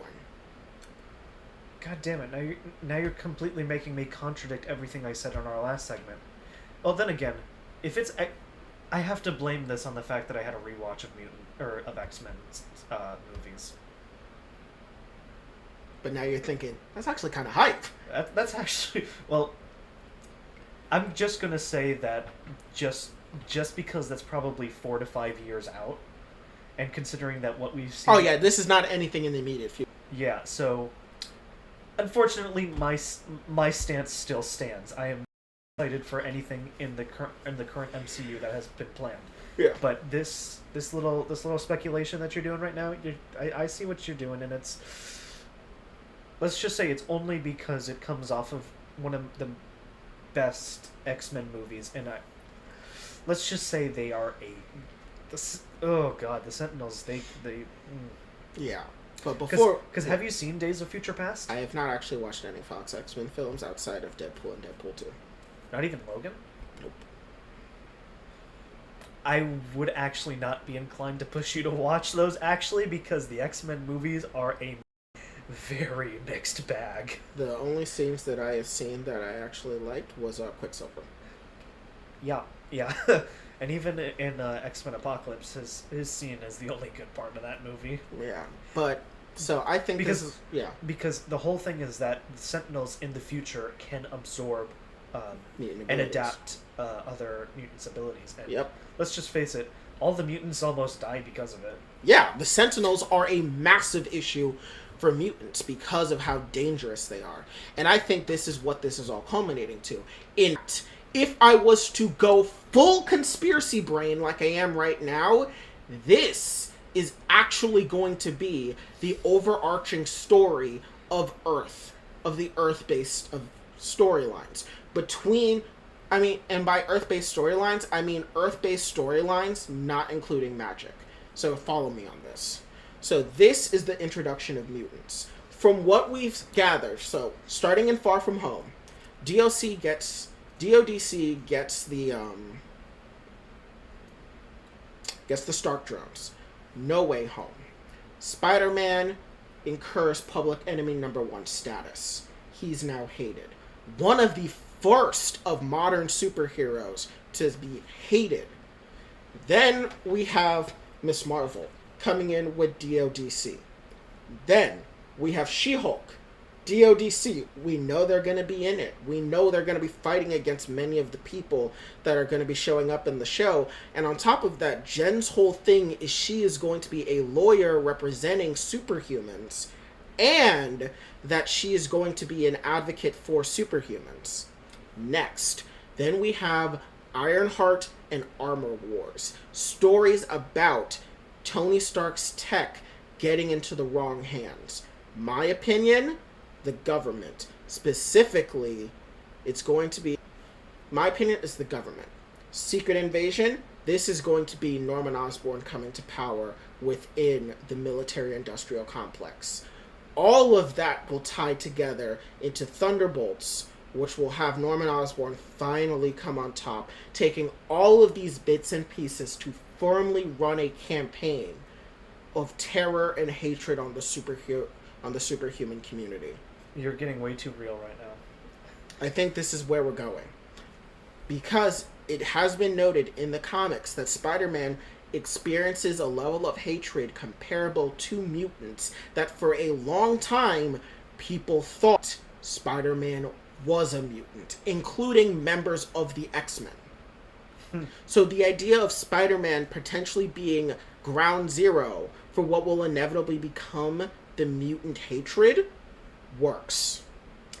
And then with the next character being Miss Marvel, a Muslim character, works. To then dealing with She-Hulk, dealing with how this will work on a legal level, the terms of legal discrimination that will come against superhumans, to then dealing with Ironheart and Armor Wars, to dealing with how the tech that will be then used and counteract these superhumans being the next phase of it all. With it all culminating in a group like the Thunderbolts, something the United States comes up with as a way to counteract the growing threat of superhumans. But they need a leader. Secret Invasion will find its way to depose of Nick Fury of being any time of potential leader. And with No Way Home, Norman Osborn saying that Oscorp doesn't exist. What if that's because the variant of Norman Osborn we're getting in the MCU didn't create Oscorp? Instead, he is a politician. Well, we were always on board with him being a politician this time. Yes, but what if this is where we're going? Follow me on this one. Wilson Fisk runs for mayor of New York City in Echo. Who was the incumbent? Norman Osborn, who gets promoted to a position within the United States government. You know what? We'll see. We'll see. You see where I'm going with this? I see where you're going with this, and I'm gonna have to stop you right there just because this is getting way too big brain, and I'm sorry, with the mediocrity that we've been seeing in the MCU, I'm gonna have to slow you down for a bit. Okay. Well, because let's just face it here, the writing in the MCU does not lend me to believe that they're capable of this yet. However, I will say, I came up with this idea with while keeping in mind that instead of viewing it as a phase 1, it's a phase 2. Because you have to remember, phase 2 set up the remaining Infinity Stones that led to phase 3, with Thanos being able to quickly round them all up, as we all finally found out where all their locations were. Alright, we'll see. So yeah, but keep that in mind. Keep that common thread that this is all supposed to lead with Sentinels. We need to get back on topic. Anyways, back to the episode itself, though. I thought it was handled really well, especially with Kamran not turning evil. I am really happy about that. I was really afraid they were going to go with, oh, Kamran's evil now! He's been possessed by Najima's spirit. No. He's just afraid. Which is completely realistic. Yeah. Because let's just face it, the powers look like they hurt him a lot. Yeah. And the color is actually in the comics. Because in the comics, when he underwent Terrigenesis, he is just all blue. And when he is, when the power's exploding out of him, I think the next time we see him, he's gonna go all blue. Also, I'm really glad that we are still getting payoff for the introduction of the Red Daggers. Yeah. We are getting payoff, as Kamran is now gonna join the Red Dagger. So I was right! I thought I was wrong, but I was right! Kamran is going to be a Red Dagger. I thought I was wrong, but I was right! He is going to be a Red Dagger. We do need to bring up the fact that we just went on this tangent about mutants, but we do need to actually talk about it substantively as it happened in the episode. Yes. The fact that they are not going with the Inhuman realm, but as cued by the music of the show, Kamala is going to be considered a mutant. Yes. So we were wrong. Especially me, I was wrong. For me being right about Kamran, I was wrong. I legitimately thought they were going the Inhuman route. I legitimately thought it was going to go Inhumans, but they went mutants. And we talked about this a bit off, but it makes sense. In the comics, when Kamala Khan was first invented, she was probably going to be a mutant. But given the status of Marvel at the time, with the X-Men and Fantastic Four being owned by Fox, and Ike Perlmutter being a very, very, very petty bitch, he made it so that any new characters that could be turned into mutants were made into Inhumans, as he wanted to push the Inhumans as the new mutants. And thus, Kamala Khan was made an Inhuman. So the idea that she's now she is not a human Jinn hybrid, is a mutant Jinn hybrid. That I find very interesting. Yeah.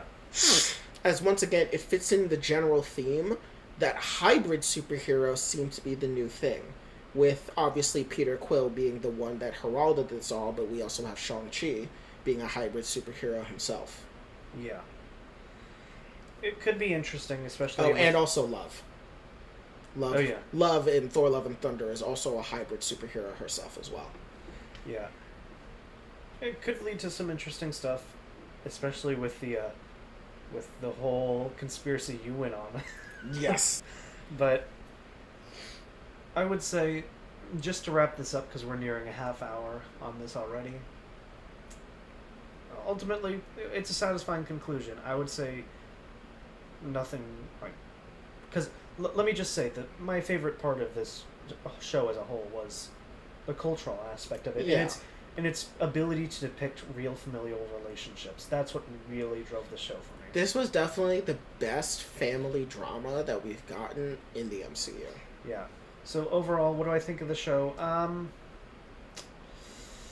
What score do I'm gonna go with... I'm gonna give it 8.5. Nah, I'm not gonna go that, because that's borderline what we gave Moon Knight. I'm not willing to go there. I mean, for me personally, I think it is on the level of Moon Knight, and that it's a good series. I have to be, again, the recent Marvel outings that have come out have really, just completely shifted my opinion on media in the negative direction. So the highest I can give this show is a 7. See, I'm going 8.5 because on its own merits, of what it established. It sought out to be a Disney Channel original movie in television format. It succeeded with flying colors. As a as a as an addition to the Marvel Cinematic Universe, I think it did really well. It expanded the lore in a way that doesn't break anything. It expanded the world, and as a superhero media, it's done really well. Kamala is a very compelling protagonist. Her surrounding cast were also really good. Iman Vellani, Matt Lintz, and the rest of all of the actors performed exceptionally well at all of their roles.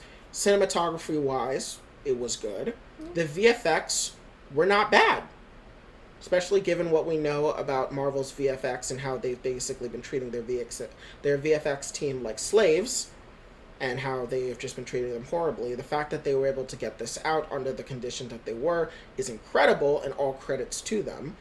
VFX-wise, it was really good. Music-wise, really good. I love the soundtrack for this series. This is probably going to be the first MCU project I'm actually going to actively look for the soundtrack for. As I've never felt compelled to look for MCU soundtracks before, but this one I actually do want to look for. Okay. I would say, like, my experience with the show is overall positive. It's just, I don't know, because when I give out a score like an 8.5, that's my borderline groundbreaking score. See, for me, true groundbreaking has to be a 9 or a 10. That's why I give it an 8.5, because it's not groundbreaking, but it's a perfection of the formula that it was using. I don't know. It never broke the mold in anything, but the tropes and the concepts that it used are not new, but they did them well. They didn't falter in using them. Yeah, I don't know. I'm just not really willing to give it that high of a score. Like, mind you, this is a fantastic show, and it deserves all the credit that it's gotten, but I'm gonna have to stick with a 7. I'm sorry. I'm gonna give it 8.5. I thought it was really good. I thought it was handled really well. For one, I think this is the show that worked the 6-episode structure. Yeah, somehow Moon Knight and Miss Marvel pulled it off where other shows could not. Especially Book of Boba Fett. Oh my god. Book of Boba Fett did not handle it well. Even Kenobi struggled with it. This, alongside Moon Knight, were really good at handling the 6-episode structure. Just don't make it a standard, please, for the love of God. Yeah. Oh yeah, the nitpick that I wanted to go over. Those white-ass cops would not have defended those brown people under any circumstances. Not in a million fucking years would that shit have ever happened. Cops would not have done that stand in the line protecting people. That shit would never fucking happen. And you know it. In America, for brown people, those white people, fuck no, that would never happen. The most unrealistic shit I have seen in the entire Marvel Cinematic Universe was those white-ass cops defending a group of brown people. Bullshit! Wow, okay. I actually want to touch on one last thing before we wrap up the segment. Oh, we gotta talk about the post-credit scene. Yeah, because I've been pondering this quite a bit, is the fact that Miss Marvel and Captain Marvel, they essentially switch spots in where they are, which is... So, I've been pondering this a lot, and I can't seem to, like, identify a comic storyline for what this could set up. Because what do we know from here? Captain Marvel is doing Captain Marvel things, probably in space, and now Kamala is in space. So I don't think this is adapting any comic book storyline. However, I do think this actually does tie into her last appearance in Shang-Chi. Because if you remember, at the end of Shang-Chi, her newest mission was to find out what the beacon from the Ten Rings was. Yeah, and it can be, like, surmised that the Ten Rings and the bangle have some similarity. Well, we know there's a connection considering that the bangle was found by Aisha in a Ten Rings base. It was run by the Ten Rings. So the bangles do have a connection to the Ten Rings organization, most likely meaning there's a connection to them with the Ten Rings. We also know there is a second bangle. We presumed it was on Earth, but what if it is not? What if it's somewhere in space? Yeah. And what if Captain Marvel found the second bangle, but coming into contact with it is what caused the swap? Yeah. So here's my biggest fear, and let's just face it, this is implying that the writers of the Marvels don't know what they're doing. A fear that I have is that they're going to make Miss Marvel like the, I hate to say damsel in distress because obviously there's no romantic male lead, but my fear is that she's going to be in space, she's going to be captured, and she has to be the crowd, and thus does not play an actual role as a legitimate protagonist. I don't think that's going to happen. I don't think it's going to happen, but it is a fear. It is a fear, but I have confidence in Nia DaCosta. Nia DaCosta, when she did Candyman, did not do damsel in distress whatsoever. If you've seen her Candyman movie... That's the recent one that came out, right? Yeah. Yeah, no, that movie was really good. Yeah, it was really good, and she avoided the damsel in distress trope completely. Yeah, in a story that she set it up in the way that she did, yeah, you can't really fit that in, can you? I mean, a lesser writer would have made it so that the girlfriend would have been kidnapped by, yeah, the black shopkeeper. Yeah. But she didn't do that. She made it so that the girlfriend then became an active secondary protagonist. And I feel that Nia DaCosta is going to do very well, because we also have to remember that this is also not just a film about Captain Marvel and Miss Marvel, but also a story about Photon. And so, well, no, not Photon, Spectrum. Photon was her mom. And so, yeah.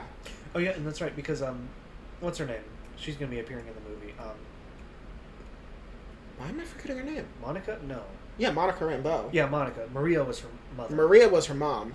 Maria was Photon. Monica Spectrum. And so, yeah. But I have a sneaking suspicion that Nia DaCosta filmed the post-credit scene. Because the post-credit scene is filmed and looks entirely different from the rest of the series. Also, can we touch on the fact that that Captain Marvel's outfit is actually different than what we've seen before? Yeah, it's a new outfit, and it looks good. I like the short sleeves. I kind of preferred the long sleeves, actually.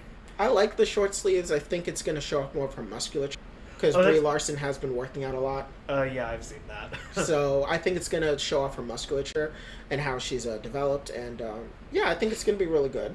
In fact, I think the opposite for Kamala. I think Kamala is actually going to take an active role in the space aspect. Oh, yeah, no. Considering how she took charge in Karachi, I think so. Yeah, no, I'm not, again, this is like a fear that's hiding in the corner. This isn't, my base opinion about this. It's just, it exists. Yeah. I'm still confident that the movie will do fine. I mean, of the upcoming movies, the one that comes the closest that I'm excited for is the Marvels. Because I do have confidence in Nia DaCosta. I think she will do really well.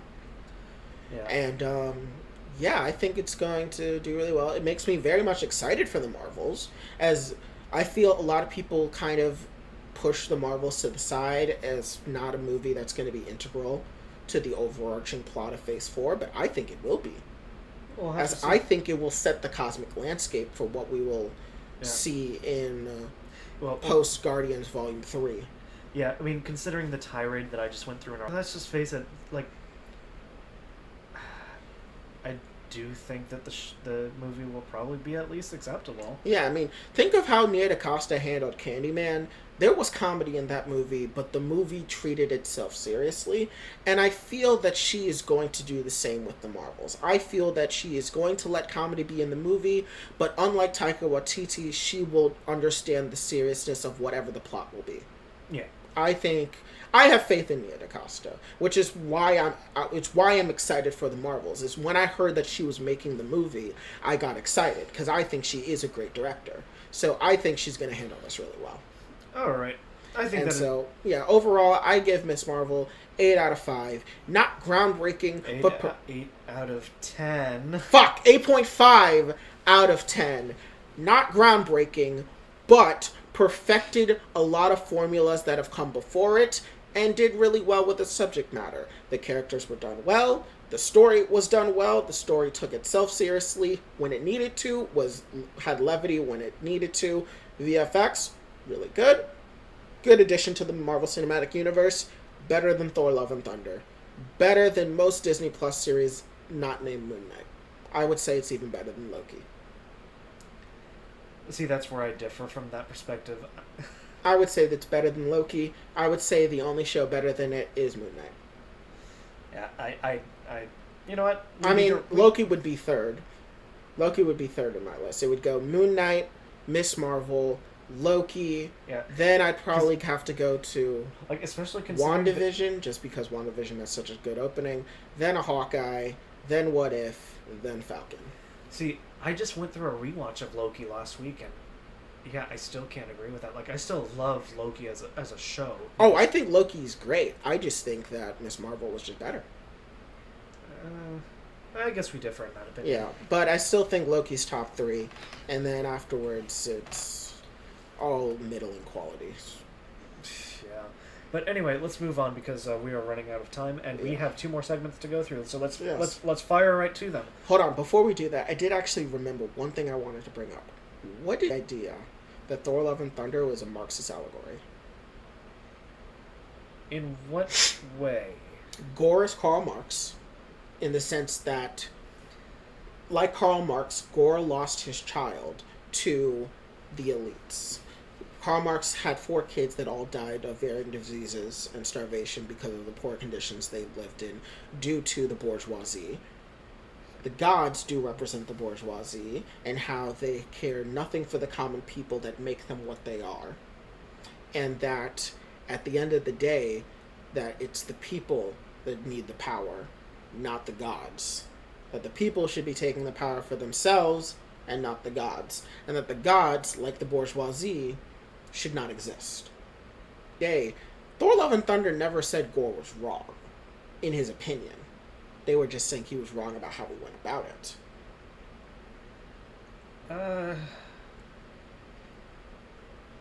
My only contention with that is the fact that Thor is different from the rest of the gods.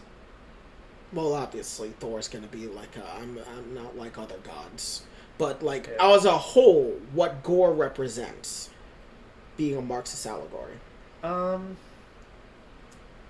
I guess it works.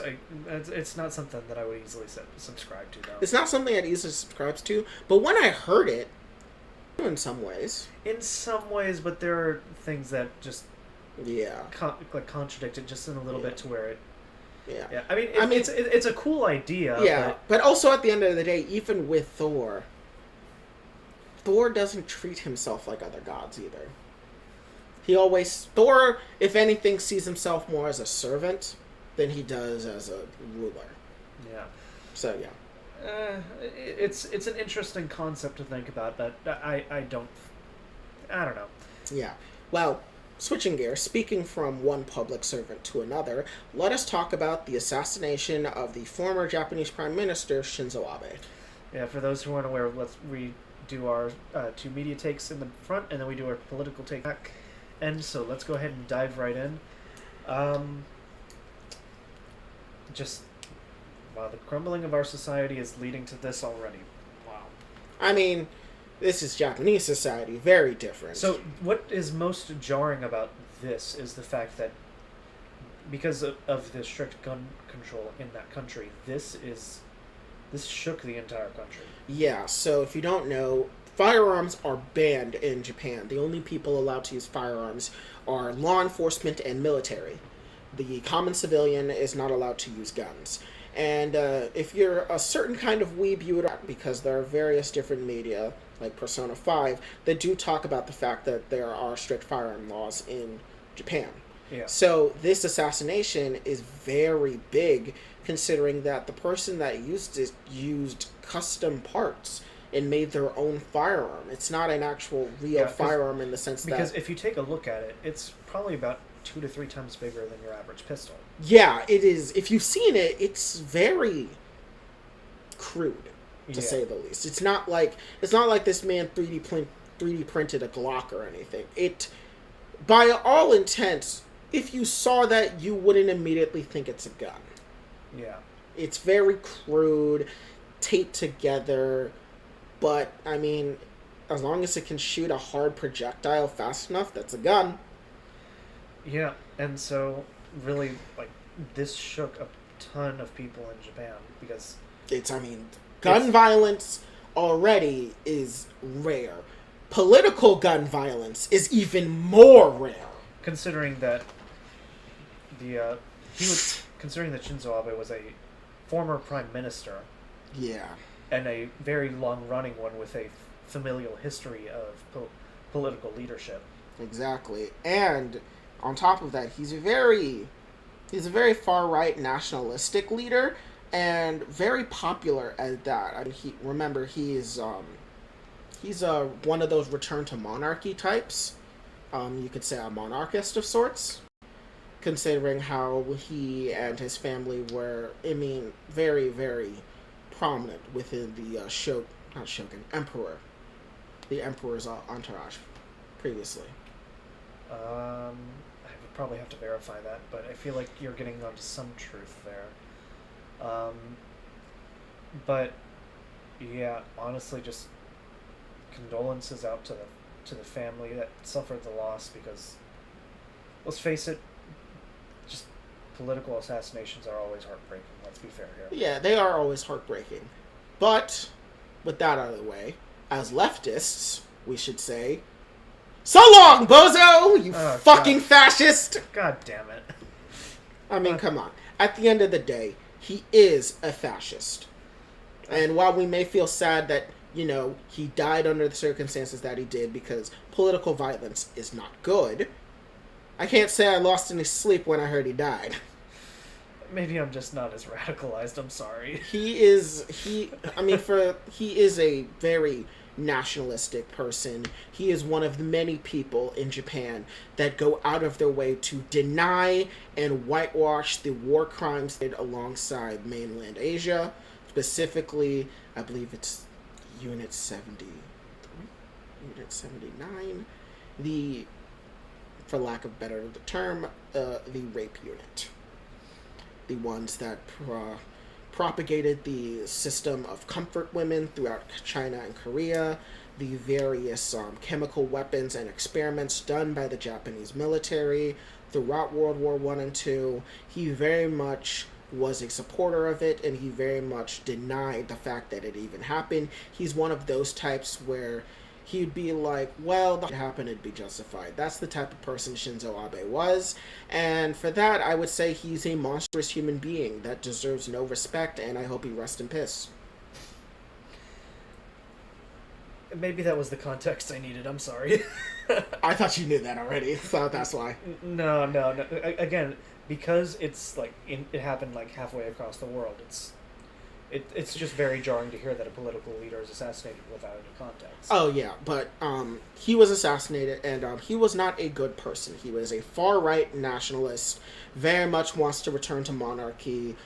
Definitely one of those people that wanted to atrocities that Japan committed throughout World War II, which, if we're going to be perfectly honest here, was just as monstrous as the atrocities committed by Nazi Germany, and as well as Stalin's Soviet Union back when they were still on the Axis powers, as well as Mussolini's Italy as well. All of which monstrous actions, Japan no different, and anyone who defends them should be treated as similarly as how we treat neo-Nazis here in the West. It is not okay, it is abhorrent and horrible, and does a massive disservice and disrespect to not just the survivors of all of the horrible atrocities committed by Imperial Japan, but also the generational trauma that came from such a massive invasion and such a massive loss of human life. I recently, with my family, have been watching the Ip Man series. Ip Man being, of course, about the eponymous Grand Master of Wing Chun. And in the first Ip Man movie, it actually deals with the Japanese invasion and occupation in parts of China. And while obviously it is very much, put up because it's a Chinese movie, so there's obviously a lot of things that are embellished, it still showed a very brutal and harsh occupation, which is exactly what happened. So anyone that denies the atrocities committed most certainly should be treated like how we treat neo-Nazis, and that is with scorn and disdain, and we should not in any way be celebrating them. Yeah. So, briefly, I do want to touch on like what the potential motivations were for this. Because not a lot has come out. Like, we've gotten the name, which we will not be revealing on stream. And His mother was connected to the Unification Church, yeah, which is an organization that is at times considered a cult in Japan. yeah. So, from what we can gather, it's mostly that the suspect just attacked Shinzo Abe just because of a group that he perceived him to be a part of. What group? I think not many details have come out, but I think it was speculated based on the articles that we've read that he's part of like a religious sect or something like that. Yes, it was a religious sect. Like I said, his mother is connected to the Unification Church, which at times is considered a cult. It does not seem, though, from at least preliminary investigations, that the Unification Church had anything to do with this individual, nor with his motives for the assassination of Shinzo Abe. Yeah. So there is that. A lot of theories have run around. If I was to say the likely candidates of people that would do this, I would say it would come from a more far-right group of people than any left-wing group of people that would perpetrate this assassination. Yeah. Especially given the fact that the far-right nationalist party has seen an overwhelming surge of support in the wake of this assassination. Yeah, no, their support has the votes have been going their way. Exactly, which I really am afraid of that happening in Japan, but I'm more afraid, to be perfectly honest with you, with a manufactured version of this in America. Because let's be honest here.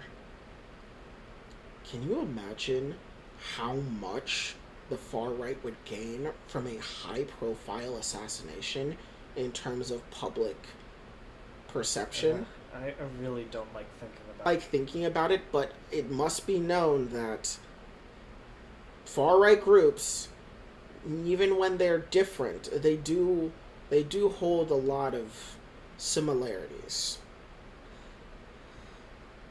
And it would not be, and considering the status of Japan as an ally of the United States, it would not surprise me that there could be far-right actors that have connections to Japan that may look at something like this and think that maybe we should do something itself. Remember when the coup in Myanmar happened, there were far-right operatives in America that looked to that and said, we should replicate something like that.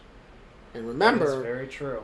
Before January 6th. Yeah, no, that was that top happened. Officials were stating that in front of crowds. So yeah, this was before January 6th, and while the January 6th Commission has not in any way drawn any connections between the Myanmar coup and January 6th, it does show at least that right-wing operatives, especially fascist operatives in America, do look to other countries for inspiration on how to further their operations. So yeah. I do worry for the idea of a manufactured assassination of a far-right candidate to bolster support for parties. Yeah, and the brutal honesty of the fact is that, let's be fair here, what's going on, the surge in their party is a very human response to it. Exactly. Especially because I can imagine in Japan there may be similarities to political attitudes like in America, where a lot of people may not pay attention to politics as much, and therefore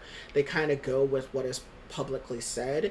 And let's be honest here, assassinations draw sympathy to all of those that were affiliated in a positive way to the victim. Yeah. So. But yeah, that's just our takes on the matter, because it's how do I say this tactfully? It's just political violence to the scale that is shown here. And it's always unfortunate to see, and yeah, it's rarely ever justified. It's rarely justified, and while I'm not going to be losing any sleep over his death, I preferred he still be alive today, because martyrdom is a powerful thing in political mythology and iconography, and for a far-right group and a far-right political party to gain a martyr so prominent. I mean, this man was the former prime minister. I mean, for the majority of our lives, Shinzo Abe was the prime minister of Japan. So, it is pretty big, and it will be... my reaction is a little more emotional than that. I'm going to be honest with you. Yeah. Like, for me, I understand the perspective that you're coming in with. It's just, my reaction's more tied to how I feel about it emotionally. Yeah, Sovereign's is definitely more emotional. Mine is more just, how is this going to be a political strategy? That's politics for you. Yeah, politics does tend to sap empathy from you. Hopefully, I've just kind of channeled that lack of empathy to fascists. Yeah. Well, yeah. But let's just move on to what I expect should be the example as to outing people from political power. Yeah, so from that we go all the way across the world to the United Kingdom, where perennial political joke Boris Johnson has resigned from prime ministership as well as the head of the Conservative Party within the UK Parliament. So the instance that catalyzed this was the fact that several of his members of Parliament have been leaving him. Over 50, right? So as far as the main heads, like I believe having to deal with defense, secretary or defense secretary, the foreign secretary, agriculture? the health secretary. I don't know, agriculture was one of them. There was 4 main heads, and then over 50 mid to lower level members of his government had resigned. And the straw that broke the camel's back was his appointment of a known how do I say it? Perpetrator of sexual misconduct was appointed to his government, and thus that broke the camel's back and forced him to resign. Which Yes. I want to bring up, compared to American resignations, this is nothing. Honestly, if this happened in America, you would hear about this shit for like a week, maybe 2. Normal. The idea. Yeah. Actually, no, that's a lie. The perceived majority of Americans elected a alleged rapist into the presidency. Yeah, I mean, That is such a jarring difference in how we handle political figures in those countries. not just that.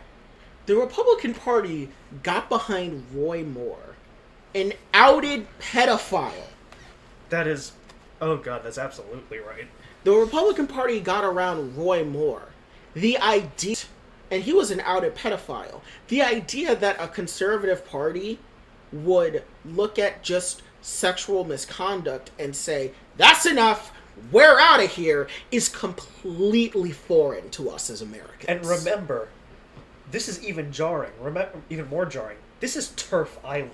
Yes, this is Turf Island we're talking about.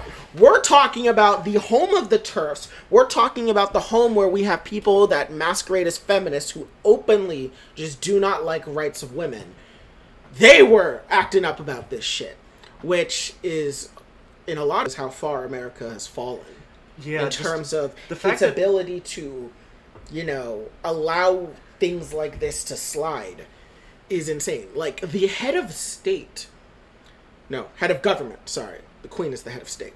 The head of government resigning because of something like this is good. I'm like, don't get us wrong. This is good. The fact that Boris Johnson even resigned is good, and a slight credit maybe to even his character, that he would even resign over this, is good. It is just so jarring perspective to see someone resign over something like this. Yeah, and especially someone like him, because he is not remotely an ally to minorities at all. No, he is a conservative.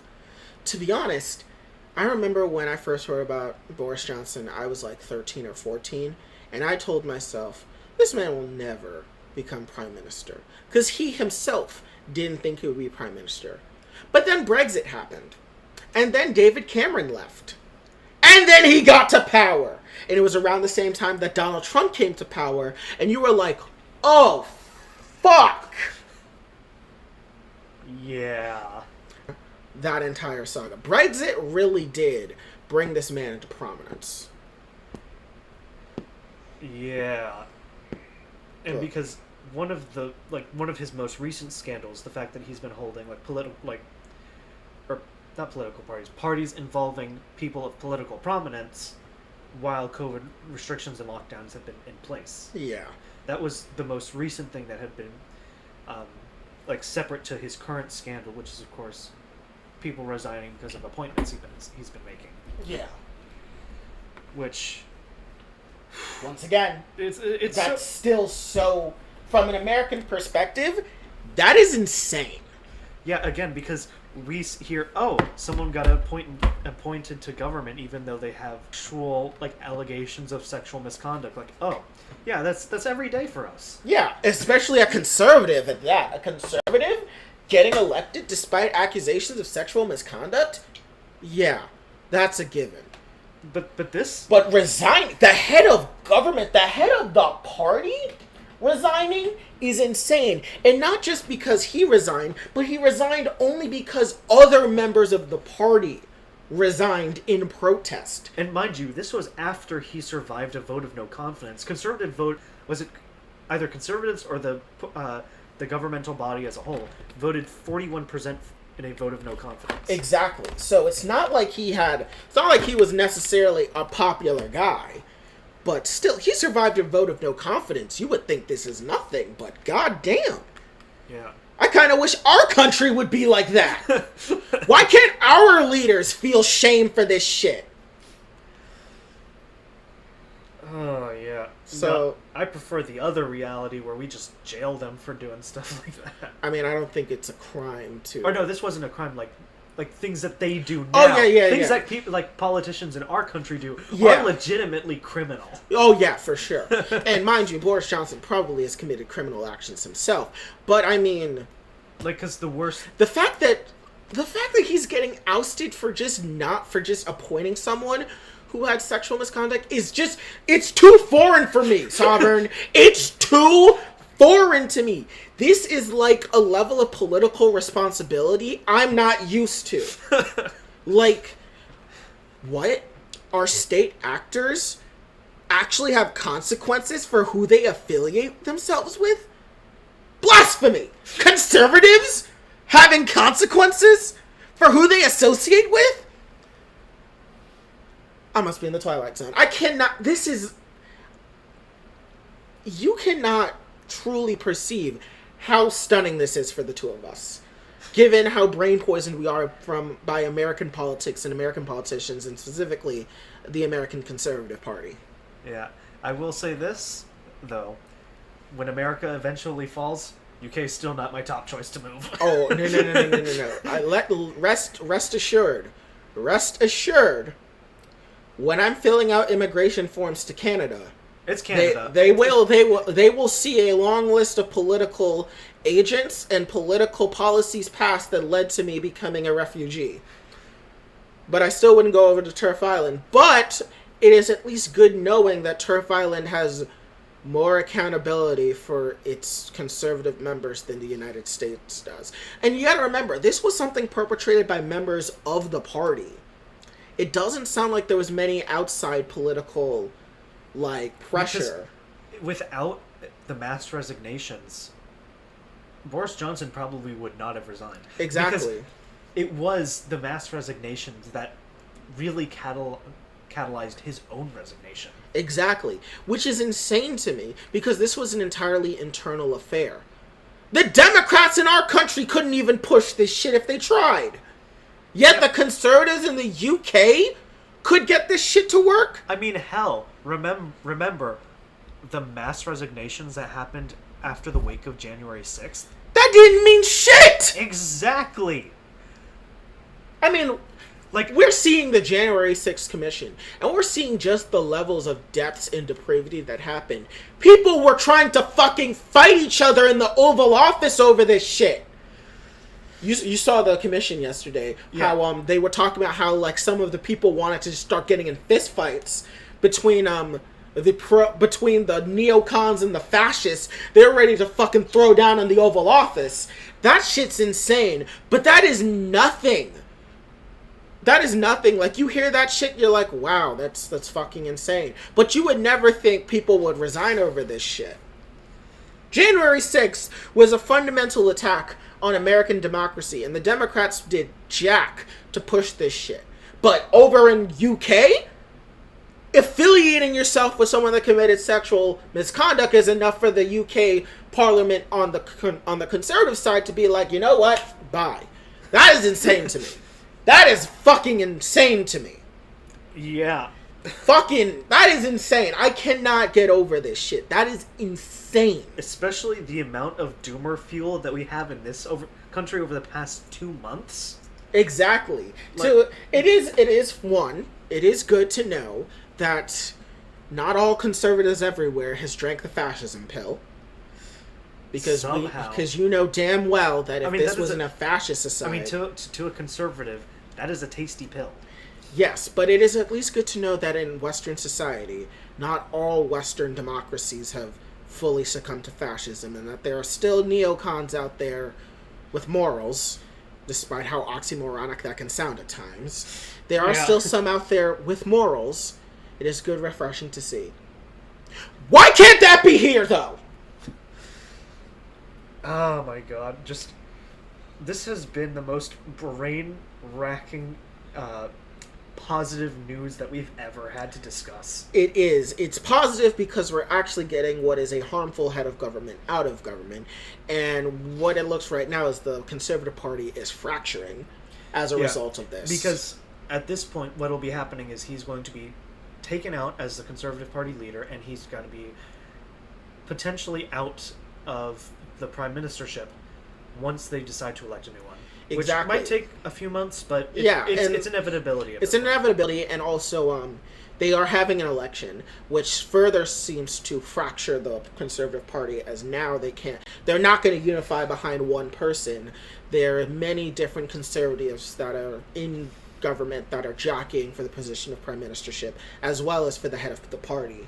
So it shall be very interesting. I wonder how left-wing political groups within the UK are going to use this political situation for any boost to their memberships. And I'm just going to say this about, just because of my lack of knowledge with UK politics as a whole, I'm not sure if they're actually going to make whoever they elect serve the rest of Boris Johnson's, or if they're going to have a full...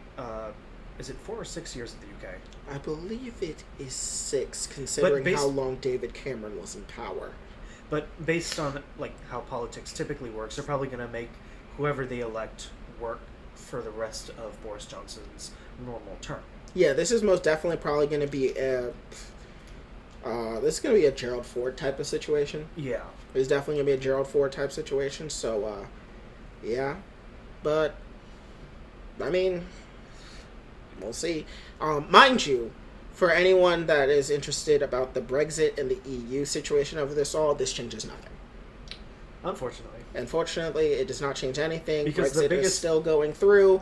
However fucked up that is, considering... how many years are we since Brexit? That was before Boris Johnson started that train way before he got into power. Exactly. Boris Johnson only came into power within the past 3 years. Remember the bus with the lie on it?